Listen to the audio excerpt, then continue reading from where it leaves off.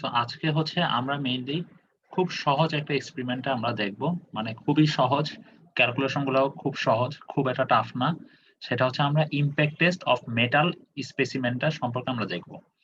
তো আমরা এই টেস্টের জন্য এই যে এরকম একটা মেশিন ইউজ করব। এই মেশিনটা আসলে ল্যাবে দেখতেও এরকম। এখানে যেটা হবে মেশিনটা অনেকটা পেন্ডুলামের মতো। আমরা এখানে স্পেসিমেনটাকে বসাবো। এরপরে হচ্ছে এই যে এই মেশিনটাকে এখানে আমরা ছেড়ে দিব। এরপরে এই অংশটা এসে এখানে সজোরে হিট করবে এই স্পেসিমেনটাকে। হিট করে এটা এভাবে দুলতে থাকবে। ঠিক আছে? এরপরে আমাদের এখানে একটা ডিজিটাল একটা স্ক্রিন থাকবে। সেই স্ক্রিনে আমাদের ডিজিটাল রিডিং দেখাবে। আমাদের এখানে কোনো ম্যানুয়াল রিডিং নেওয়া লাগবে না। আমাদের এখানে একটা ডিজিটাল রিডিং দেখাবে। সো দ্যাট মিনস আমাদের একটা স্পেসিমেনের আমরা ইমপ্যাক্ট টেস্ট করব। এখানে মেইনলি কি কাজ করব? এই যে সজোরে আঘাত করে যে ভেঙে ফেলতেছে, ভেঙে ফেলে উম আ তো এই ম্যাটেরিয়ালটা এখানে যে আমরা স্পেসিমেনটা বসাচ্ছি, এই স্পেসিমেনের মানে ভেঙে যাওয়ার আগে সে আ কতটুকু পর্যন্ত লোড নিতে পারতেছে সেই জিনিসটাকে আমরা এখানে দেখব। ঠিক আছে? তার স্ট্রেংথ টা আমরা যাচাই করব। আচ্ছা। সো আমরা আমাদের অবজেক্টিভ এ চলে আসি। তো আমাদের অবজেক্টিভ এ কি বলা হয়েছে? আমরা যে ইমপ্যাক্ট টেস্ট এর যে মেশিনটা, এই যে একটু আগে যে মেশিনটা দেখতেছি, এই মেশিনটা আমরা সম্পর্কে এখানে জানতে পারবো। এই টেস্টে ইমপ্যাক্ট টেস্টিং মেশিন সম্পর্কে জানতে পারবো। আর কি, কি? The evaluate the energy absorbing characteristics of metal materials. That means কি? দেখা যাবে যে আমরা যে ম্যাটেরিয়ালটা এখানে বসাবো, ঠিক আছে? আমরা যে ম্যাটেরিয়ালটা এখানে বসাবো সেই ম্যাটেরিয়ালটাকে যে আ এই যে পেন্ডুলার মতো অংশটা এসে যে আ হিট করবে, হিট করার পরে এখানে কতটুকু এনার্জি অ্যাবসর্ব করতে পারতেছে সেই মেটালটা ভেঙে যাওয়ার আগ পর্যন্ত, সেই জিনিসটাও সম্পর্কে আমরা জানতে পারবো। এজন্যই বলা হয়েছে to evaluate the energy absorbing characteristics of metal materials at room temperature using the 4P, ইজোট আর হচ্ছে টেনসাইল ইমপ্যাক্ট মেথড। আচ্ছা, এখানে হচ্ছে আমরা ৩ টা মেথডের কথা মেনশন করা। সো আমরা মেইনলি হচ্ছে আজকের টেস্টে আমরা হচ্ছে এই টেস্টটা কন্ডাক্ট করব শুধুমাত্র 4P আর ইজোট দিয়ে। ঠিক আছে? আর টেনসাইল ইমপ্যাক্টটা সম্পর্কে আমি আপনাদের হালকা একটু ধারণা দিয়ে দিব। আর এখানে বলা হয়েছে কি এট রুম টেম্পারেচার। এখানে একটা টেম্পারেচার একটা ইফেক্ট থাকে। সো সেই জিনিসটাও আমি আপনাদের একটু পরে ডেসক্রাইব করতেছি। স্যার টেনসাইল কি তাহলে আমরা বাদ দিয়ে দিব? টেনসাইল হচ্ছে আপনাদের ল্যাব রিপোর্টে করা লাগবে না। বাট টেনসাইল সম্পর্কে আমি আপনাদের কিভাবে কন্ডাক্ট করা হয় সেই জিনিসটাও আমি আপনাদেরকে বলতেছি এখানে। ঠিক আছে? একটু বলে দিব। ঠিক আছে? আর ফাইনালি যেই অবজেক্টিভটা আমরা ফুলফিল করব, এই যে আমাদের যে স্পেসিমেনটা আমরা এখানে যেই স্পেসিমেনটা ইউস করতেছি, সেই স্পেসিমেনটা কি সজোরে হিট করার পরে কি হচ্ছে? সেই জিনিসটা ভেঙে যাচ্ছে না। সো ভেঙে গেলে এখানে এক রকমের ফেইলিউর তৈরি হবে না। জিনিসটা ভেঙে ভেঙে গেলে। সো সেই ফেইলিউরটা দেখে আমরা ফেইলিউর প্যাটার্ন, তারপর ফেইলিউরটা কি টাইপের সেই জিনিসগুলো সম্পর্কে এখানে একটা ধারণা স্যার পাবো। একটা কোয়েশ্চেন ছিল। হ্যাঁ, বলেন। Sir hardness test of metal আর ইমপ্যাক্ট টেস্ট অফ মেটাল এর মধ্যে মেইনলি ডিফারেন্সটা কি? আচ্ছা, হার্ডনেস টেস্ট অফ মেটাল আর ইমপ্যাক্ট টেস্ট। আচ্ছা, এখানে ইমপ্যাক্ট টেস্ট জিনিসটা হচ্ছে মেইনলি এখানে যেই জিনিসটা কাজ করবে সেটা হচ্ছে যে এখানে একটা সাডেন লোড দিব। সেই সাডেন লোডটা কি? খুব বড় পরিমাণে একটা সাডেন লোড। আমরা জানি কি? আমরা সে ফর সাপোজ আমাদের এটা একটা কলাম। এই কলামে যদি এই কলামে যদি একটা লোড মানে আমরা ধীরে ধীরে দেই তাহলে সেইখানে সেইটা যতটুকু পরিমাণ এখানে মানে ক্ষতি হইতে পারে। কিন্তু আমরা যদি একটা সাডেন লোড মানে অনেক বেশি পরিমাণে একটা সাডেন লোড দিই তাহলে কি ক্ষতির পরিমাণটা বেশি হবে না? জি স্যার। সো এখানে আমরা মেইনলি এই ইমপ্যাক্ট টেস্টে মেইনলি আমরা একটা সাডেন লোড দিয়ে টেস্টটা করব। ঠিক আছে? আর সে স্যার ফর সাপ জি হার্ডনেস টেস্টে কিন্তু আমরা কোন সাডেন লোড দিয়ে কোন টেস্ট করি নাই। তো ওটা কি তাহলে স্যার স্লো লোড ছিল? হ্যাঁ। সো আমাদের আপনি একটা জিনিস চিন্তা করেন, আমরা যখন এয়ারপ্লেন মানে হচ্ছে প্লেন যখন ল্যান্ডিং করে, সো প্লেন ল্যান্ডিং করার সময় এই যে সারফেস এ সে যে টাচ করতেছে মানে ল্যান্ডিং এর টাইমে সে কিন্তু অনেক জোরে একটা জাম্প করতেছে। ঠিক আছে? দ্যাট মিনস এখানে যে ১ম যে টাচটা হচ্ছে মানে আ হুইল গুলা, সো সেখানে কিন্তু অনেক বড় একটা লোড মানে সে এখানে ক্রিয়েট করতেছে। দ্যাট মিনস এইটাকে বলতেছি আমরা সাডেন লোড। ঠিক আছে? জি স্যার। বা আমরা বলতে পারি জাম্পিং এর সময় আপনার নরমালি হাঁটলে যেরকম দেখা যাবে যে এক স্টেপ থেকে আরেক স্টেপে যাওয়ার সময় এই স্টেপে যতটুকু না ফোর্স দিচ্ছেন, বাট আপনি যদি জাম্প করেন, জাম্প করলে কি এখানে ফোর্সটা বেশি পড়তেছে না? দ্যাট মিনস কি সেই জায়গাটাতে আমাদের ক্ষতি হওয়ার সম্ভাবনা বেশি থাকে। দ্যাট মিনস আমরা এখানে ইমপ্যাক্ট টেস্টে মেইনলি হচ্ছে এই সাডেন লোড নিয়ে আমরা কাজ করব। রিসেন্ট সময়ে এই জিনিসটা নিয়ে অনেক রিসার্চ হচ্ছে। ইভেন আমাদের এখানকার একজন সিনিয়র ভাইয়া ছিলেন। তো উনি হচ্ছে আপনাদেরই অ্যালুমনি। তো উনি হচ্ছে অস্ট্রেলিয়াতে এখন মানে ভার্সিটিতে আছেন, কুইন্সল্যান্ড ইউনিভার্সিটিতে। তো উনি এই ইমপ্যাক্ট টেস্ট মানে উনি হচ্ছে মেইনলি ইমপ্যাক্ট টেস্ট নিয়ে কাজ করতেছেন রিসেন্টলি, পিএইচডি করতেছেন। সো ইমপ্যাক্ট টেস্ট উনি যেই কাজটা করতেছেন সেটা হচ্ছে দেখা যায় যে বিদেশে যেটা করা হয় কার পার্কিং লট মানে আমাদের যেমন বিল্ডিং এরকম বিল্ডিং এই মানে প্রত্যেক ফ্লোরে কার পার্কিং করা হয়। সো এরকম কার পার্কিং লট গুলোতে ওরা ইমপ্যাক্ট টেস্ট করতেছে। সে ফর সাপোজ কোন একটা কলামের উপরে কার এসে হঠাৎ করে একটা লোড পড়লো সেটা অ্যাক্সিডেন্টাল লোড। সো সেই লোডের জন্য আমার এই কলামটা মানে এই কলামটাকে আমরা কিরকম মডিফিকেশন আনতে পারি যাতে আমার এই অ্যাক্সিডেন্টাল লোডেও এই কলামটা যাতে ভেঙে না যায়। ঠিক আছে? আর কিছু জানার আছে ইমপ্যাক্ট টেস্ট নিয়ে? না স্যার। আচ্ছা ঠিক আছে। সো এখন আমরা হচ্ছে আমাদের রেফারেন্স আচ্ছা আগের টেস্ট গুলোর মতো এখানেও স্যার সেম আরেকটা কোশ্চেন হ্যাঁ, ছিল। হ্যাঁ, আমরা বলেন। যে স্যার স্পেসিমেনটা ইউজ করব সেটা কি আমরা বানাবো নাকি স্যার এমনি রেডিমেড থাকবে? না স্পেসিমেনটা আপনাদেরকে দিয়ে দেওয়া হবে। ঠিক আছে? সে ফর সাপোজ আপনাদেরকে এখানে কাস্ট আয়রন দেওয়া হবে আগের মতোই। তারপর অ্যালুমিনিয়াম, ব্রাশ মানে আগে যে স্পেসিমেন গুলো ইউজ করেছি অলমোস্ট সেম স্পেসিমেন গুলো। ঠিক আছে? বুঝা গেছে? জি স্যার। আচ্ছা আমরা এখন হচ্ছে ASTM এর রেফারেন্স ইউজ করব। ASTM এর ফুল মিনিংটা কি আমরা জানি? আমেরিকান স্ট্যান্ডার্ড স্যার বাকিটুকু ভুলে গিয়েছি। The American standards for testing and আচ্ছা এটা হচ্ছে আপনাদের এটা ভুল বলতেছেন সেটা হচ্ছে American society of testing machine.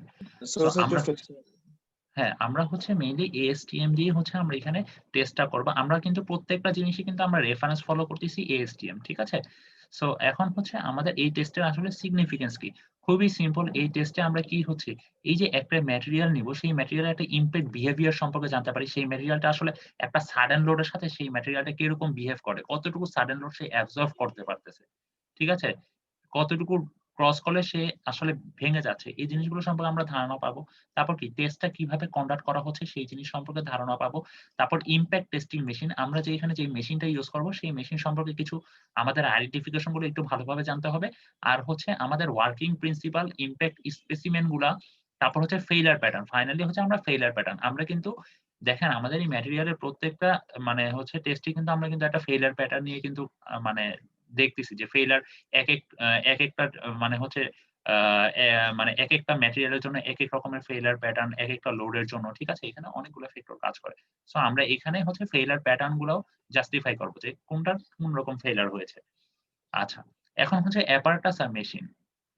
একদম নরমাল হচ্ছে আমরা আগের মতো এখানে হচ্ছে ডিজিটাল পেন্ডুলাম হচ্ছে ইমপ্যাক্ট টেস্টিং মেশিন ইউজ করতেছি। এখানে পেন্ডুলাম কেন বলা হয়েছে জানেন? না স্যার জানি না থেকে স্যার। যায় ওইখানে হয়তো আবার আসে। আচ্ছা পেন্ডুলাম জিনিসটা কি বলেন তো? আপনারা কি এর আগে পেন্ডুলাম পড়ছিলেন? একটা ব্যবহার করছিলাম স্যার মনে হয় ফিজিক্সে। কিরকম পড়ছিলেন পেন্ডুলাম? আমরা ফিজিক্সে কিন্তু আগে পড়ে আসছি পেন্ডুলাম জিনিসটা স্যার কি। ওই রিজিডিটিভটা বের করছিলাম স্যার, পেন্ডুলামের যে তারটা থাকে ওটা। আচ্ছা আমরা কিন্তু পেন্ডুলাম জিনিসটা কিন্তু আমরা আগে জেনে আসছি। এটাকে পেন্ডুলাম বলা হচ্ছে কারণ কি? আমরা ওই যে পেন্ডুলাম জিনিসটা আমরা এর আগে টেস্ট করেছিলাম না কিছু মানে এটা ইন্টারমিডিয়েটও পড়েছিলাম। সে ফর সাপোজ আমার এখানে হচ্ছে আঙ্গুলে আমি সুতা বেঁধে এখানে একটা সে ফর সাপোজ একটা কয়েন বা কিছু একটা ঝুলিয়ে রেখেছি। এরপরে এটাকে এই সাইডে নিয়ে আমি এরপরে এটাকে ছেড়ে দিলাম। সো এটা কি এভাবে ঝুলতে থাকবে না। প্রত্যেকটা সময় পর এই যে এতটুকু যাওয়ার পরে কি সে আবার ডিরেকশন চেঞ্জ করবে, আবার এইদিকে যাবে, তাই না? সো এখানে দেখেন এটাকে আমরা হচ্ছে ডিজিটাল পেন্ডুলাম মেশিন বলতেছি কারণ এই এখানে ঠিক সেম প্রিন্সিপালি এই জিনিসটা কাজ করতেছে। এই যে এখানে যে হ্যামারটা থাকবে সেই হ্যামারটা কি করবে? সেই হ্যামারটা পেন্ডুলামের মতো এখানে ফ্রি ফল হবে। ফ্রি ফল হয়ে এই ম্যাটেরিয়ালটাকে আঘাত করবে, আঘাত করে আবার এদিকে চলে যাবে। এরপরে এটা অটোমেটিক্যালি এভাবে পেন্ডুলামের মতো প্রত্যেকটা মোমেন্টে তার ডিরেকশন চেঞ্জ করতে থাকবে। এরপরে কিছুক্ষণ পরে এখানে আমাদের যে মেশিনে যে স্ক্রিনটা থাকবে সেই স্ক্রিনটা থাকবে একটা ডিজিটাল স্ক্রিন, অটোমেটিক্যালি রিডিং উঠে যাবে। এটা এখানে দেখানো হয়েছে এনালগ। বাট আমাদের ল্যাবে কিন্তু হচ্ছে ডিজিটালটা। সো এজন্যই আমরা ডিজিটাল পেন্ডুলাম মেশিন বলতেছি। ঠিক আছে? স্যার এটার যদি একটু স্যার অ্যানিমেশন ভিডিও দেখান যেত তাইলে হ্যাঁ, বোধহয় আমার অবশ্যই দেখাবো। সুবিধা আমি হতো। তো এর আগের টেস্ট গুলো তো দেখিয়েছি। সো এটা কোনো আপনাদের মানে প্যানিক হওয়ার কিছু না। আমি প্রত্যেকটা জিনিসই দেখাবো। আচ্ছা, এরপরে হচ্ছে আমরা স্পেসিমেন। এখন হচ্ছে এই টেস্টের জন্য আপনাদের পরীক্ষায় এই জিনিসটা প্রায়ই আসে যে আমরা হচ্ছে ৩ টা টেস্ট করব। বলেছি কি? ইমপ্যাক্ট টেস্টের জন্য আমরা হচ্ছে 4P, ইজট আর হচ্ছে টেনশন, তাই না?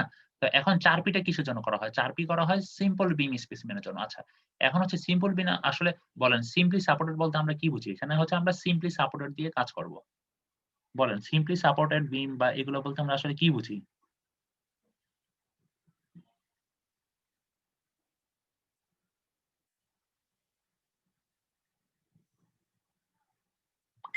আপনাদের কি সিম্পলি সাপোর্ট বিম বা এই সম্পর্কে কারো কোনো ধারণা নাই? সিম্পলি সাপোর্ট আসলে মানে কোন জিনিসটাকে বোঝায়? কি? স্যার এক পাশে স্যার রোলার সাপোর্ট আর আরেক পাশে যদি হিম সাপোর্ট থাকে তাহলে সেটা সিম্পলি সাপোর্টেড নিউ। আচ্ছা, দ্যাট মিনস এরকম টাইপের যদি একটা সাপোর্ট হয় তাহলে আমরা সেটাকে বলতেছি কি সিম্পলি সাপোর্টেড বিম। তাই না? সো আমরা আমাদের ছবিতে চলে যাই। আমরা যখন ম্যাটেরিয়ালটাকে বসাবো তখন আসলে কিভাবে বসাবো? এই যে এটা হচ্ছে আমাদের টেস্টিং মেশিন। আমরা এই জায়গায় মেইনলি ম্যাটেরিয়ালটা সেট করব। সো আমরা কিভাবে আমাদের যে স্পেসিমেনটাকে আমরা কিভাবে সেট করলে সেটা একটা সিম্পলি সাপোর্টেড হইতে পারে? বলেন তো? ম্যাটেরিয়ালের আমাদের স্পেসিমেনটার একটা প্রান্ত এইখানে, আরেকটা প্রান্ত এইখানে দিব। তাহলে কি সেটা স্যার কি দুই সিম্পলি প্রান্তে সাপোর্টেড? দুইটা লোড দিব মানে সাপোর্ট দিব। হ্যাঁ, ২ প্রান্তে তাহলে আমার ২ টা সাপোর্ট থাকতেছে। দ্যাট মিনস ম্যাটেরিয়ালটা তখন কি সিম্পলি সাপোর্টেড হচ্ছে। আর আমরা কি বলেছিলাম? আমাদের সিম্পলি সাপোর্টেড আমরা যখন 4P টেস্ট করব তখন কি সিম্পলি সাপোর্টেড দিতে হবে। তাই তো? সো তাহলে আমরা 4P যখন টা কি স্যার? আমরা এটা এটা হচ্ছে কয়টা মেথড 4P আর ইজোট।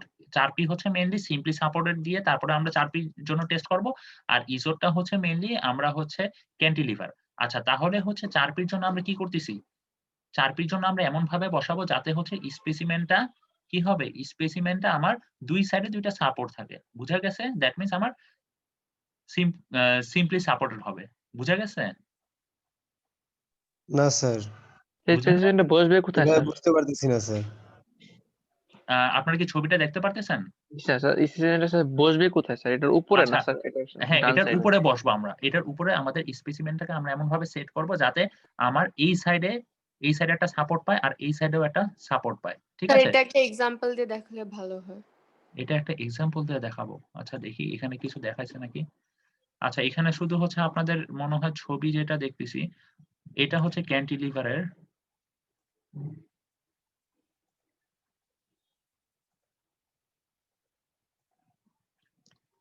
আমি যতটুকু দেখেছিলাম এই 4P র জন্য আপনাদের ছবিটা মেবি তোলা হয় নাই। ঠিক আছে? ক্যান্টিলিভারের ছবিগুলো ওরা দেখাইছে মেইনলি। আচ্ছা আমি আপনাদের তাহলে এখানে একটু ড্র করে দেখাই। দ্যাট মিনস আমাদের কি এই সাইডে একটা ছিল, জিনিসটা কিরকম ছিল দেখতে? যদি আমরা টপ ভিউ দেখি, এরকম ছিল না মেশিনের ২ সাইড দিয়ে ২ টা এরকম সাপোর্টের মতো ছিল না? সো এখন আমার কথা হচ্ছে যে আমরা স্পেসিমেনটা কিভাবে বসাবো? আমরা স্পেসিমেনটাকে এভাবে সেট করব। তাহলে কি আমার ২ সাইডে ২ টা সাপোর্ট পাচ্ছে। আর আমরা হিট যে করব আমাদের হিটটা দেখা যাবে যে এইখান থেকে হিটটা আসতেছে ইমপ্যাক্ট লোডিং। বুঝা গেছে? তাহলে তো স্যার এটা ওই দুইটা স্যার। পড়ে না, এটা তো মাঝখানে বসলো স্যার। হ্যাঁ, কিভাবে হ্যাঁ, এটা তো মাঝখানেই বসতেছে। ২ সাইড দিয়ে হচ্ছে কি ২ সাইড দিয়ে আমার সাপোর্ট থাকতেছে। এই যে আমরা ছবিতে চলে যাই, এখানে হচ্ছে ওরকম ভাবে দেখায় নাই আপনাদের ছবিটাতে। আ কোথায়? এই যে দেখেন।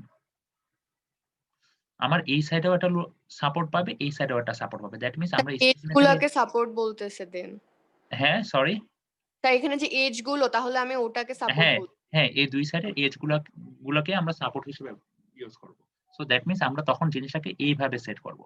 আমার মাউসটা যেভাবে মানে মুভমেন্ট করা ঠিক সেইভাবে। ঠিক আছে? বুঝা গেছে বিষয়টা? স্যার ড্র করে দিলে ভালো হতো। আচ্ছা এখানে তো ড্র করা যাচ্ছে না। আচ্ছা। বুঝা গেছে? জি সেটার মানে স্যার ভিতরে বুঝতে পারছি। বলবেন, যে ইয়াটার ভিতরে। হ্যাঁ, এবার বুঝা গেছে কিভাবে আমরা বসাবো জিনিসটাকে? আর আমাদের যে হিট হবে স্যার কিভাবে? বুঝা গেছে? স্যার আমরা কি স্যার এইটার উপরে কি স্যার মানে জিনিস বসাবো? হ্যাঁ, এখানে বসাবো। ঠিক আছে? আর আমরা যখন ক্যান্টিলিভার করব, ক্যান্টিলিভারটা কিসের জন্য করি বলেন? আমরা যখন ক্যান্টিলিভার করব, তখন অ্যাকচুয়ালি কিভাবে করব বলেন তো? স্যার এক পাশে ফিক্স সাপোর্ট থাকবে আরেক পাশে কোনো সাপোর্ট থাকবে না। হ্যাঁ, এক পাশে ফিক্সড সাপোর্ট থাকবে, আরেক পাশে কোনো সাপোর্ট থাকবে না। এই যে দেখেন এখানে যেটা করা হইছে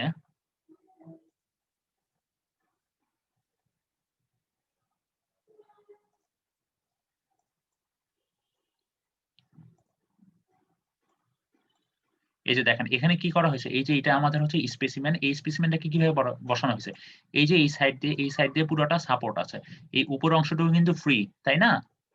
ক্যান্টিলিভার বলতে আমরা আসলে কি বুঝি?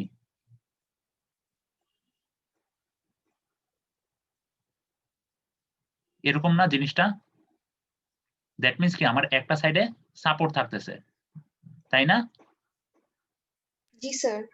তার মানে কি এখানে হচ্ছে যেটা করা হচ্ছে, এখানে নিচের সাইডে আমার সাপোর্ট দেওয়া হয়েছে, জিনিসটাকে আটকে রাখা হয়েছে, আর এই সাইডে কি পুরাটা ফ্রি। সো আমাদের লোড এইখান থেকে দিব, দেওয়ার পরে আমরা হচ্ছে ফ্র্যাকচার কিভাবে হচ্ছে সেই জিনিসটা দেখব। ঠিক আছে? স্যার দেন প্যারালাল করে দিলে স্যার ওটা সিম্পল, আর স্যার পারপেন্ডিকুলার দিলে ওটা ক্যান্টি। হ্যাঁ, ওটা হচ্ছে ক্যান্টিলিভার এখানে। ঠিক আছে? আচ্ছা, এখন হচ্ছে আরেকটা বিষয় আমাদের একটু খেয়াল রাখবো এখানে। দেখেন আমরা যখন ক্যান্টিলিভারই বসাচ্ছি তখন এখানে একরকম আমরা হচ্ছে নচ দিচ্ছি। আমরা সে ফর সাপোজ স্পেসিমেন যেগুলো ইউজ করতেছি, আমি আপনাদের আরো কয়েকটা ছবি দেখাই, তাহলে আপনাদের জন্য ভালো হবে, বুঝতে পারবেন।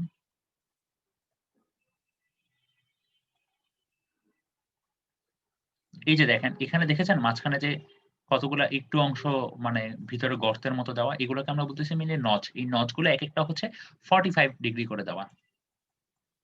এই যে দেখেন এই জায়গাটুকু দেখা যাচ্ছে, বোঝা যাচ্ছে?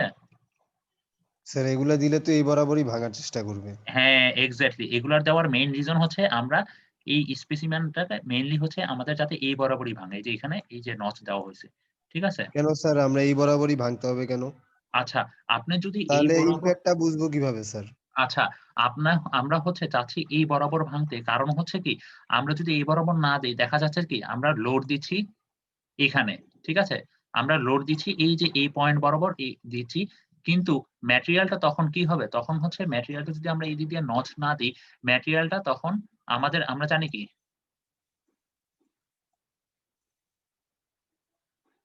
P/A না? দ্যাট মিন্স কি আমার এরিয়া যত বাড়বে তখন এটার মান তত কি কমে যাবে না? আচ্ছা, এখানে সিম্পল যেটা বুঝাই সেটা হচ্ছে আমি যদি এখানে নচটা না করতাম তাহলে দেখা যেত কি এটা এই অংশটুকুতে সে ফ্র্যাকচার না হয়, দেখা যেত যে এখানে কিছু অংশ ফ্র্যাকচার হইতো, আবার এখান থেকে কিছু অংশ ফ্র্যাকচার হইতো। তখন আমরা জিনিসটাকে ফ্র্যাকচার দেখে আমরা বুঝতে পারতাম না যে এটা কতটুকু লোড পর্যন্ত নিতে পারতেছে আর কিরকম টাইপের ফ্র্যাকচার হচ্ছে। আমাদের মেইন পারপাসই হচ্ছে আমরা যেই জায়গায় হিট করব সেই জায়গাতেই আমরা হচ্ছে চাচ্ছি যে কতটুকু ইমপ্যাক্ট লোড নিতে পারছে। এইজন্যই আমরা চাচ্ছি আমাদের ফ্র্যাকচারটা এই অংশেই হয়, যাতে অন্য কোনো অংশে ফ্র্যাকচার না হয়। স্যার তাহলে আমাদের লোডের পরিমাণটা যতটা আমাদের পাওয়া উচিত ছিল তার থেকে কিছুটা কম হবে না? না, এখানে হচ্ছে আমরা যেটা পাবো আমরা যেহেতু আমরা হচ্ছে এটাকে নষ্ট করে দিতেছি। এখানে হচ্ছে যেটা পাবো এই জায়গাটার জন্য আপনার হচ্ছে যে আমরা যে লোডটা দিব, লোড বলতে হচ্ছে মানে এই লোডটা দেওয়ার পরে এই ম্যাটেরিয়ালটা কতটুকু লোড অ্যাবজর্ব করতে পারতেছে বিফোর ফ্র্যাকচার, সেই ভ্যালুটাই আমরা মেইনলি পাবো। আমরা কিন্তু এক্সটার্নাল কোনো এক্সট্রা লোড দিচ্ছি না। আমরা যে হ্যামারটা সেট করতেছি সেই হ্যামারটাকে আমরা হচ্ছে কি মেশিনের সাহায্যে 160 ডিগ্রি কোণ তৈরি করে আমরা উপরে উঠাবো। উপরে উঠে সেই হ্যামারটা ফ্রি ফল হয়ে দেন এখানে হিট করবে।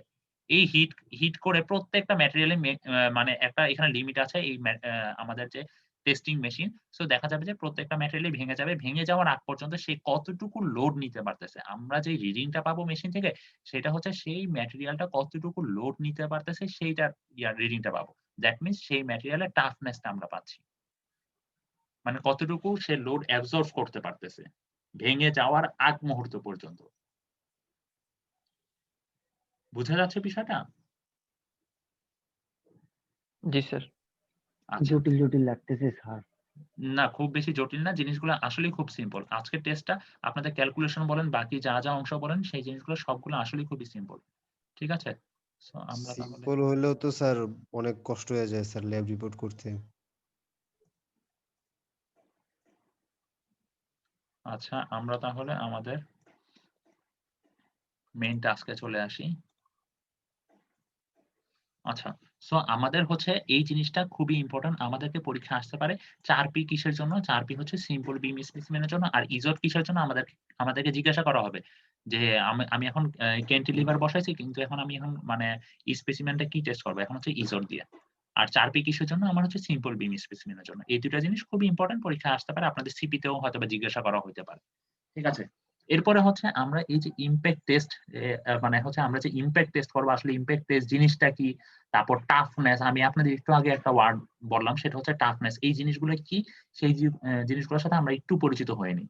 আচ্ছা, an impact test normally determines the energy absorbed in fracturing a test piece under high speed loading. কি বোঝাচ্ছে জিনিসটা, আমি একটু আগে আপনাদেরকে ডেসক্রাইব করেছি। আর একটা মনে করেন সাডেন হাই স্পিড লোডিং দিচ্ছি, ঠিক আছে, সে ফর সাপোজ আমি এই ম্যাটেরিয়ালটাকে একটা সাডেন হাই স্পিড লোডিং দিচ্ছি, এই সাডেন হাই স্পিড লোডিং এর ফলে এই ম্যাটেরিয়ালটা আমার ফ্র্যাকচার হওয়ার পূর্বে কতটুকু এনার্জি অ্যাবজর্ব করতেছে সেটাই কি মেনলি, সেটাই মেনলি হচ্ছে একটা impact test, and impact test, ঠিক আছে, সেটা দিয়েই আমরা ডিটারমাইন করতেছি একটা ইমপ্যাক্ট টেস্ট। আচ্ছা, আপনারা আমাকে একটা কোশ্চেন করেন নাই, সেটা হচ্ছে টেনসাইল ইমপ্যাক্ট স্পেসিমেন যখন আমরা বের করব তখন আমরা স্পেসিমেনটাকে কিভাবে বসাবো, এই জিনিসটা আপনারা আমাকে জিজ্ঞাসা করেন না, এই জিনিসটা কিন্তু একটা খুব ইম্পর্টেন্ট জিনিস। আমরা কি দেখতেছি, আমরা টেনসাইলের ব্যাপারে তো স্যার আপনি বলছিলেন বলবেন এই পরে আর কি মানে ব্রিফলি বলে দিবেন আর কি বলছিলেন আচ্ছা, স্যার। টেনসাইল বলতে আমরা কি বুঝি, সে ফর সাপোজ এই স্পেসিমেনটা এরকম সাইজ, এই স্পেসিমেনের উপর আমরা টেনশন দিচ্ছি, মানে কি জিনিসটা কিরকম আসবে, টেনশন মানে কি বোঝায়, দুই পাশে মানে আউটসাইড, দুই সাইড থেকে ফোর্স দিয়ে দুই সাইডে টানা হবে, টানা হলে ফ্র্যাকচারটা দেখা যাবে যে এদিক দিয়ে সে ভেঙে যাবে, তাই তো? জি স্যার। আচ্ছা, এটাই হচ্ছে মেইনলি টেনশনের কাজ। আচ্ছা, এখন আমার কথা হচ্ছে এই ম্যাটেরিয়ালের জন্য টেনশনটা কিভাবে হবে। আচ্ছা, এখানে যেটা করা হয় টেনশনের জন্য, আমরা যে হ্যামারটা দেখতেছি না, আমাদের হ্যামার কোনটা ছিল, এই যে এটা, এখানে একটা হ্যামার। সো এই হ্যামারটা দিয়ে যখন আমরা হিট করব, আপনাদের এখানেই দেখাই, আমাদের ম্যাটেরিয়ালটা সে ফর সাপোজ আমরা এখানে সেট করেছি, ঠিক আছে। সো এই হ্যামারটা দিয়ে যখন এমন ভাবে হিট করব, এই হ্যামারটা এসে এমন ভাবে হিট করবে, হিট করার ফলে এখানে এমন ভাবে দুইটা আলাদা বার বসানো হবে যে এই হিটের ফলে এই বারগুলা তারা দূরে সরে যেতে থাকবে। দ্যাট মিনস আমার স্পেসিমেনটা কি, স্পেসিমেনের দুই সাইড দিয়ে একটা টান কাজ করবে, দ্যাট মিনস একটা টেনশন কাজ করবে। টেনশন কাজ করলে কি হবে, আমার যে স্পেসিমেনটা আছে সেই স্পেসিমেনটা দেখা যাবে যে মাঝখান থেকে যে বরাবর নচ থাকবে সেই বরাবর সে ছিঁড়ে যাবে, ফ্র্যাকচার হয়ে যাবে, ঠিক আছে। স্যার এটা তো টেনসাইল স্ট্রেংথের জন্য। হ্যাঁ, এটা হচ্ছে টেনসাইল ইমপ্যাক্ট যখন আমরা বের করব। আচ্ছা, এরপরে হচ্ছে তাহলে আমরা ইমপ্যাক্ট টেস্ট কি জিনিস সেটা আমরা সবাই বুঝছি। ইমপ্যাক্ট টেস্ট আসলে কি জিনিস, এখানে হচ্ছে সবথেকে ইম্পর্টেন্ট বিষয় কি, ইমপ্যাক্ট টেস্ট মানে হচ্ছে আমরা এখানে মেইনলি হচ্ছে একটা হাই স্পিড লোডিং দেব, ঠিক আছে। মানে হচ্ছে এই যে হাই স্পিড লোডিং সেটা খুবই অল্প সময়ের জন্য, মানে অল্প সময়ের জন্য হঠাৎ করে একটা সাডেন লোড আসবে, ঠিক আছে। সো একটা হাই স্পিড লোডিং দেব, হাই স্পিড লোডিং দিয়ে সেই টেস্ট যে স্পেসিমেনটা আছে সেই স্পেসিমেনটা এই হাই স্পিড লোডিং এর জন্য কতটুকু এনার্জি অ্যাবজর্ব করতে পারতেছে বিফোর ফ্র্যাকচার, ঠিক আছে, সেটাই হচ্ছে আমরা মেইনলি হচ্ছে ইমপ্যাক্ট টেস্ট দিয়ে ডিটারমাইন করব। আর এই ফ্র্যাকচার হয়ে গেলে কি স্যার এই টেস্টটা কি শেষ? হ্যাঁ, ফ্র্যাকচার হলে তো টেস্ট শেষ। আমরা এখানে মেইনলি ডিটারমাইন করতেছি ফ্র্যাকচার হওয়ার আগ পর্যন্ত সে কতটুকু ভ্যালু নিতে পারতেছে। আমাদের যে ডিজিটাল পেন্ডুলাম যে মেশিনটা থাকবে সেই মেশিনে যে ভ্যালুটা শো করবে সেই ভ্যালুটা দেখাবে যে ফ্র্যাকচার হওয়ার আগ পর্যন্ত সে কতটুকু এনার্জি অ্যাবজর্ব করছে, ঠিক আছে। এখানে ম্যাটেরিয়াল গুলা ফ্র্যাকচারই হয়ে যাবে, কিন্তু ফ্র্যাকচার হওয়ার আগ মোমেন্ট পর্যন্ত কতটুকু এনার্জি অ্যাবজর্ব করছে সেই ভ্যালুটাই আমাদের ডিজিটাল মেশিনে শো করবে, ঠিক আছে, ঠিক আছে। জি স্যার। আচ্ছা,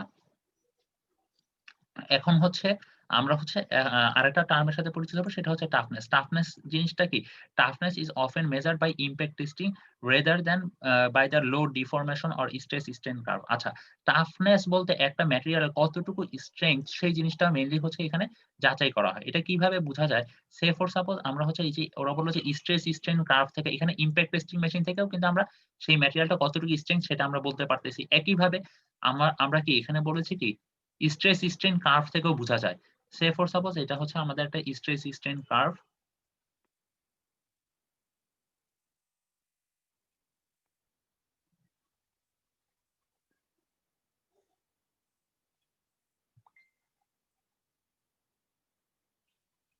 আচ্ছা, দ্যাট মিনস আমরা লাস্ট ক্লাসে শিখেছিলাম স্ট্রেস স্ট্রেন কার্ভের এই পয়েন্টটা কি আসলে, এই লেট স্যার একটা কথা ছিল স্যার। হ্যাঁ হ্যাঁ হ্যাঁ বলেন। আলটিমেট স্যার প্রথমবার যে আপনি 0 থেকে যে শুরু করলেন স্যার, ওই যে স্ট্রেস আর স্ট্রেইনের যে কার্ভটা স্যার, হুম ওই যে আপনি প্রপোর্শনাল লিমিটের যে এখানে না স্যার, ওই যে বাঁকটা স্যার, আমাদের তো ওইরকম কোনো আসে নাই স্যার, এরকম কোনো পয়েন্ট আসে নাই এই যে আমাদের তো প্রপোর্শনাল লিমিটের মোটামুটি। জন্য হ্যাঁ স্যার, এরকম কোনো এত ব্যাকা কোনো পয়েন্ট আসে নাই স্যার। আচ্ছা অল্প আসছে তো তাই তো? মানে অল্প বলতে ওরকমও না স্যার, মানে এত ভিতর দিয়ে আসে এরকম আসে না হ্যাঁ স্যার, আর এটা তো আমাদের এটা তো এরকম কার্ভ আসে নাই স্যার। জি আচ্ছা স্যার, এটা তো এটা এরকম মোটামুটি কার্ভ আর কি আসছে, একই আচ্ছা মোটামুটি শুনেন, আসছে। আপনারা কি হিবলারে বই পড়তেছেন এসএম এর জন্য? আমরা তো স্যার, হ্যাঁ না স্যার, হিবলার তো নাম শুনি আচ্ছা নাই। আচ্ছা তাহলে আমি জানি না, আমরা হিবলারের বইয়ে ঠিক আছে, আপনার হচ্ছে এটা হচ্ছে থিওরিটিক্যালি, বাট আপনারা যখন ল্যাবে টেস্ট করবেন, ল্যাবে টেস্ট করলে দেখা যায় যে এরকম কার্ভ আসে না। ঠিক আছে? পুরোপুরি একদম এক্সাক্টলি এরকম আসে না। তখন দেখা যাচ্ছে জিনিসটা খুবই হালকা কার্ভ আসে, এরকম উঠে হ্যাঁ যাচ্ছে। জি স্যার। ঠিক হ্যাঁ আছে? হ্যাঁ ওটাই। সো আসলে ল্যাবের টেস্টের মানে যেই গ্রাফ গুলা আর হচ্ছে আপনার থিওরিটিক্যাল যেভাবে বোঝানো হয়েছে, ২ টার মধ্যে কিছুটা ডিফারেন্স থাকে। ঠিক আছে? আমরা কখনো স্যার সেম ল্যাব আসে না। রিপোর্ট করতে গিয়ে স্যার ওই যে প্রপোর্শনাল লিমিট বের করতে গিয়ে স্যার অনেক ঝামেলায় পড়ছিলাম, কারণ এইরকম ল্যাব মানে গ্রাফ কারোই আসতেছিল না স্যার। আচ্ছা, আচ্ছা ঠিক আছে। আচ্ছা ঠিক আছে, অসুবিধা নেই। আমি খাতাগুলো আপনাদের অ্যাসেসমেন্ট করব। আর কারো যদি কোনো সমস্যা হয় আমি ওটা ওইখানে মেনশন করে দেওয়ার চেষ্টা করব। কারো কোথাও কি ভুল হইছে। আচ্ছা আমরা তাহলে দেখেন এই যে এই পয়েন্টটা কি ছিল আমাদের? ফ্র্যাকচার না? মনে পড়ে? ফেইলিউর যেটা আমরা বলতেছিলাম? দ্যাট মিনস আমাদের স্ট্রেস স্ট্রেন কার্ভ থেকে আমরা কিভাবে টাফনেস বের করব? সে ফর সাপোজ আমাদের এটা স্ট্রেস স্ট্রেন কার্ভ, এই স্ট্রেস স্ট্রেন কার্ভের এই যে এতটুকু এরিয়া ১ম এই ম্যাটেরিয়ালের জন্য যেটা পাবো সেটা হচ্ছে এই ম্যাটেরিয়ালের জন্য টাফনেস। একইভাবে যদি আমরা সেকেন্ড এটার জন্য করি তাহলে এতটুকুর যেই এরিয়া সেটাই হচ্ছে আমার সেকেন্ড স্পেসিমেনের জন্য টাফনেস। এখন আমার কথা হচ্ছে যে এই যে এই ২ টার মধ্যে কোন ম্যাটেরিয়ালটার আসলে টাফনেস বেশি, কোনটা টাফনেস কম? বলেন তো? কোনটা বেশি স্ট্রেংথ? কোনটার স্ট্রেংথ বেশি আসবে?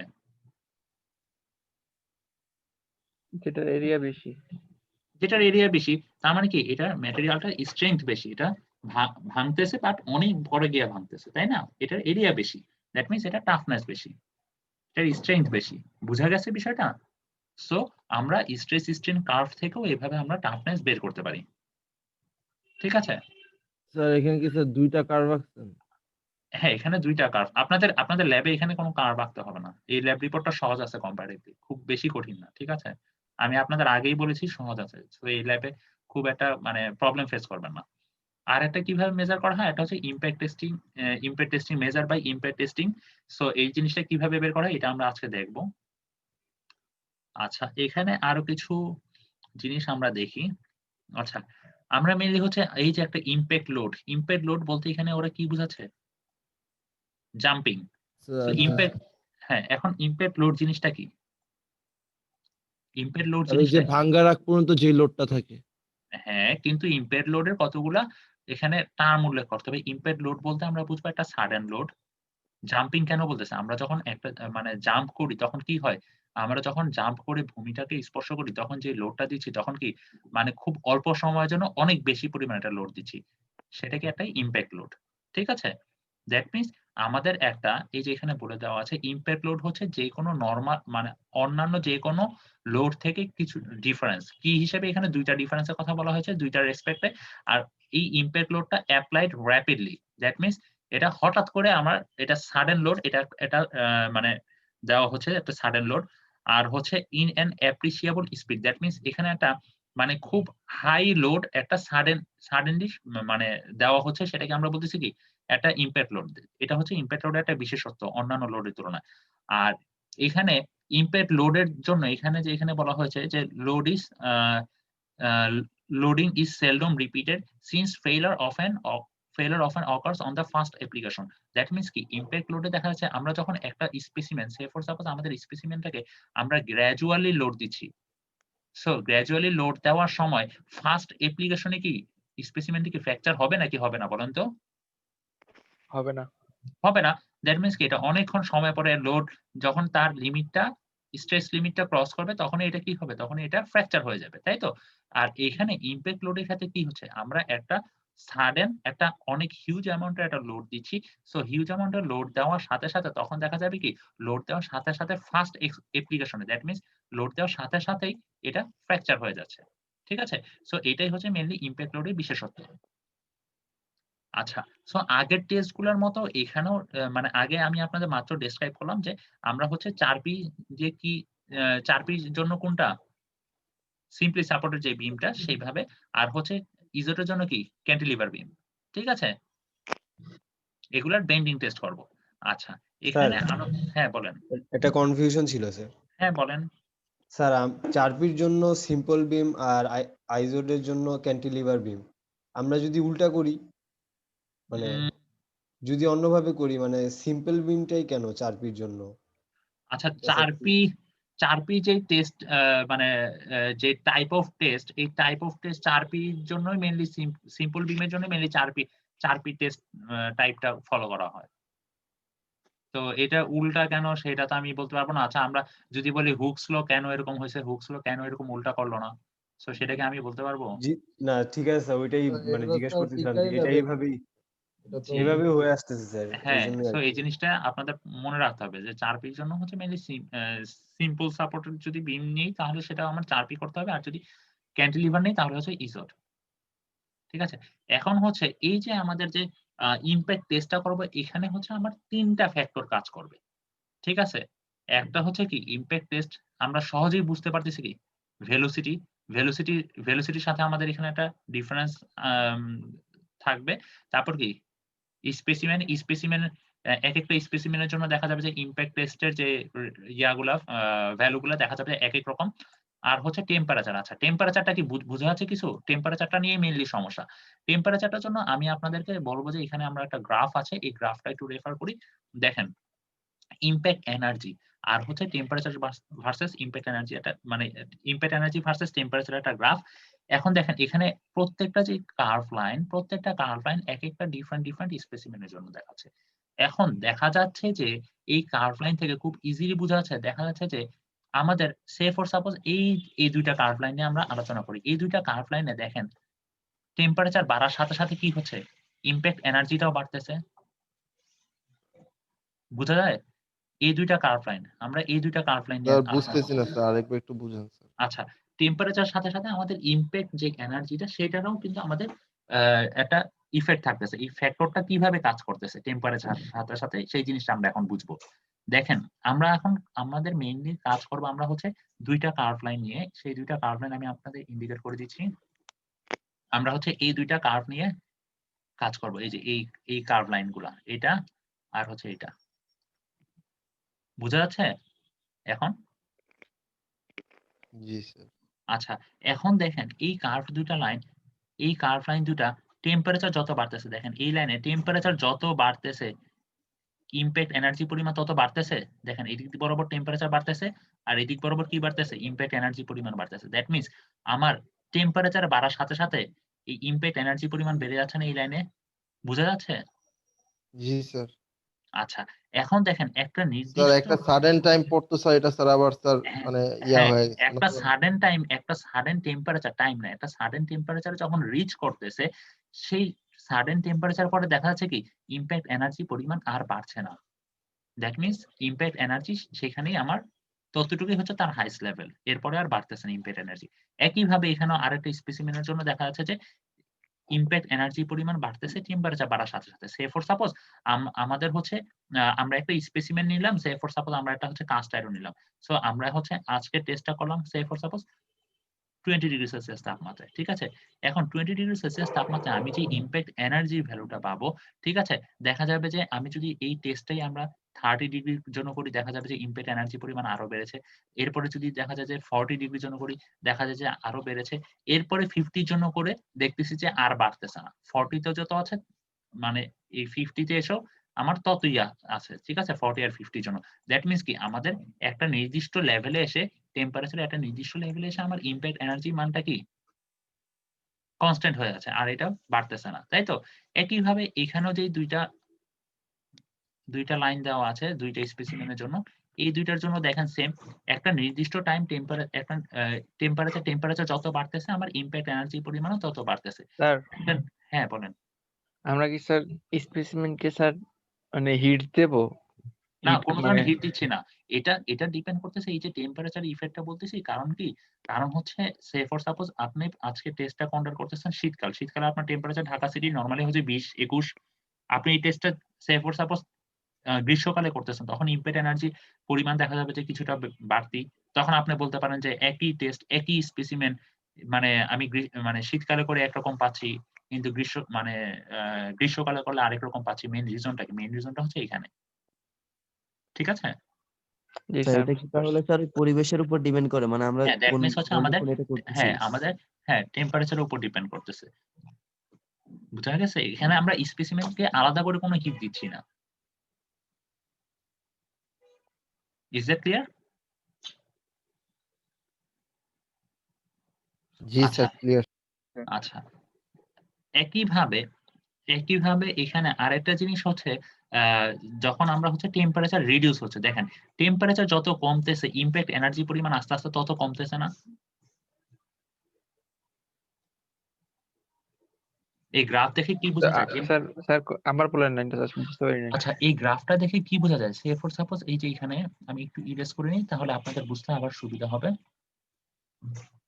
এই যে দেখেন, এই যে কার্ভ লাইনটা, টেম্পারেচার যত কমতেছে ইম্প্যাক্ট এনার্জি পরিমাণ তত কমতেছে না? জি স্যার। তার মানে হচ্ছে টেম্পারেচার যত কমবে ইম্প্যাক্ট এনার্জি তত কমবে। সে ফর সাপোজ আমি এখন 20 ডিগ্রি থেকে আমি এখন নিয়ে গেলাম 10 ডিগ্রি সেলসিয়াস তাপমাত্রা। দেখা যাবে যে আমার ইম্প্যাক্ট এনার্জি পরিমাণ কমে গেছে। একইভাবে আমি এখন এই 10 থেকে গেলাম আমি 8 ডিগ্রি সেলসিয়াস তাপমাত্রা।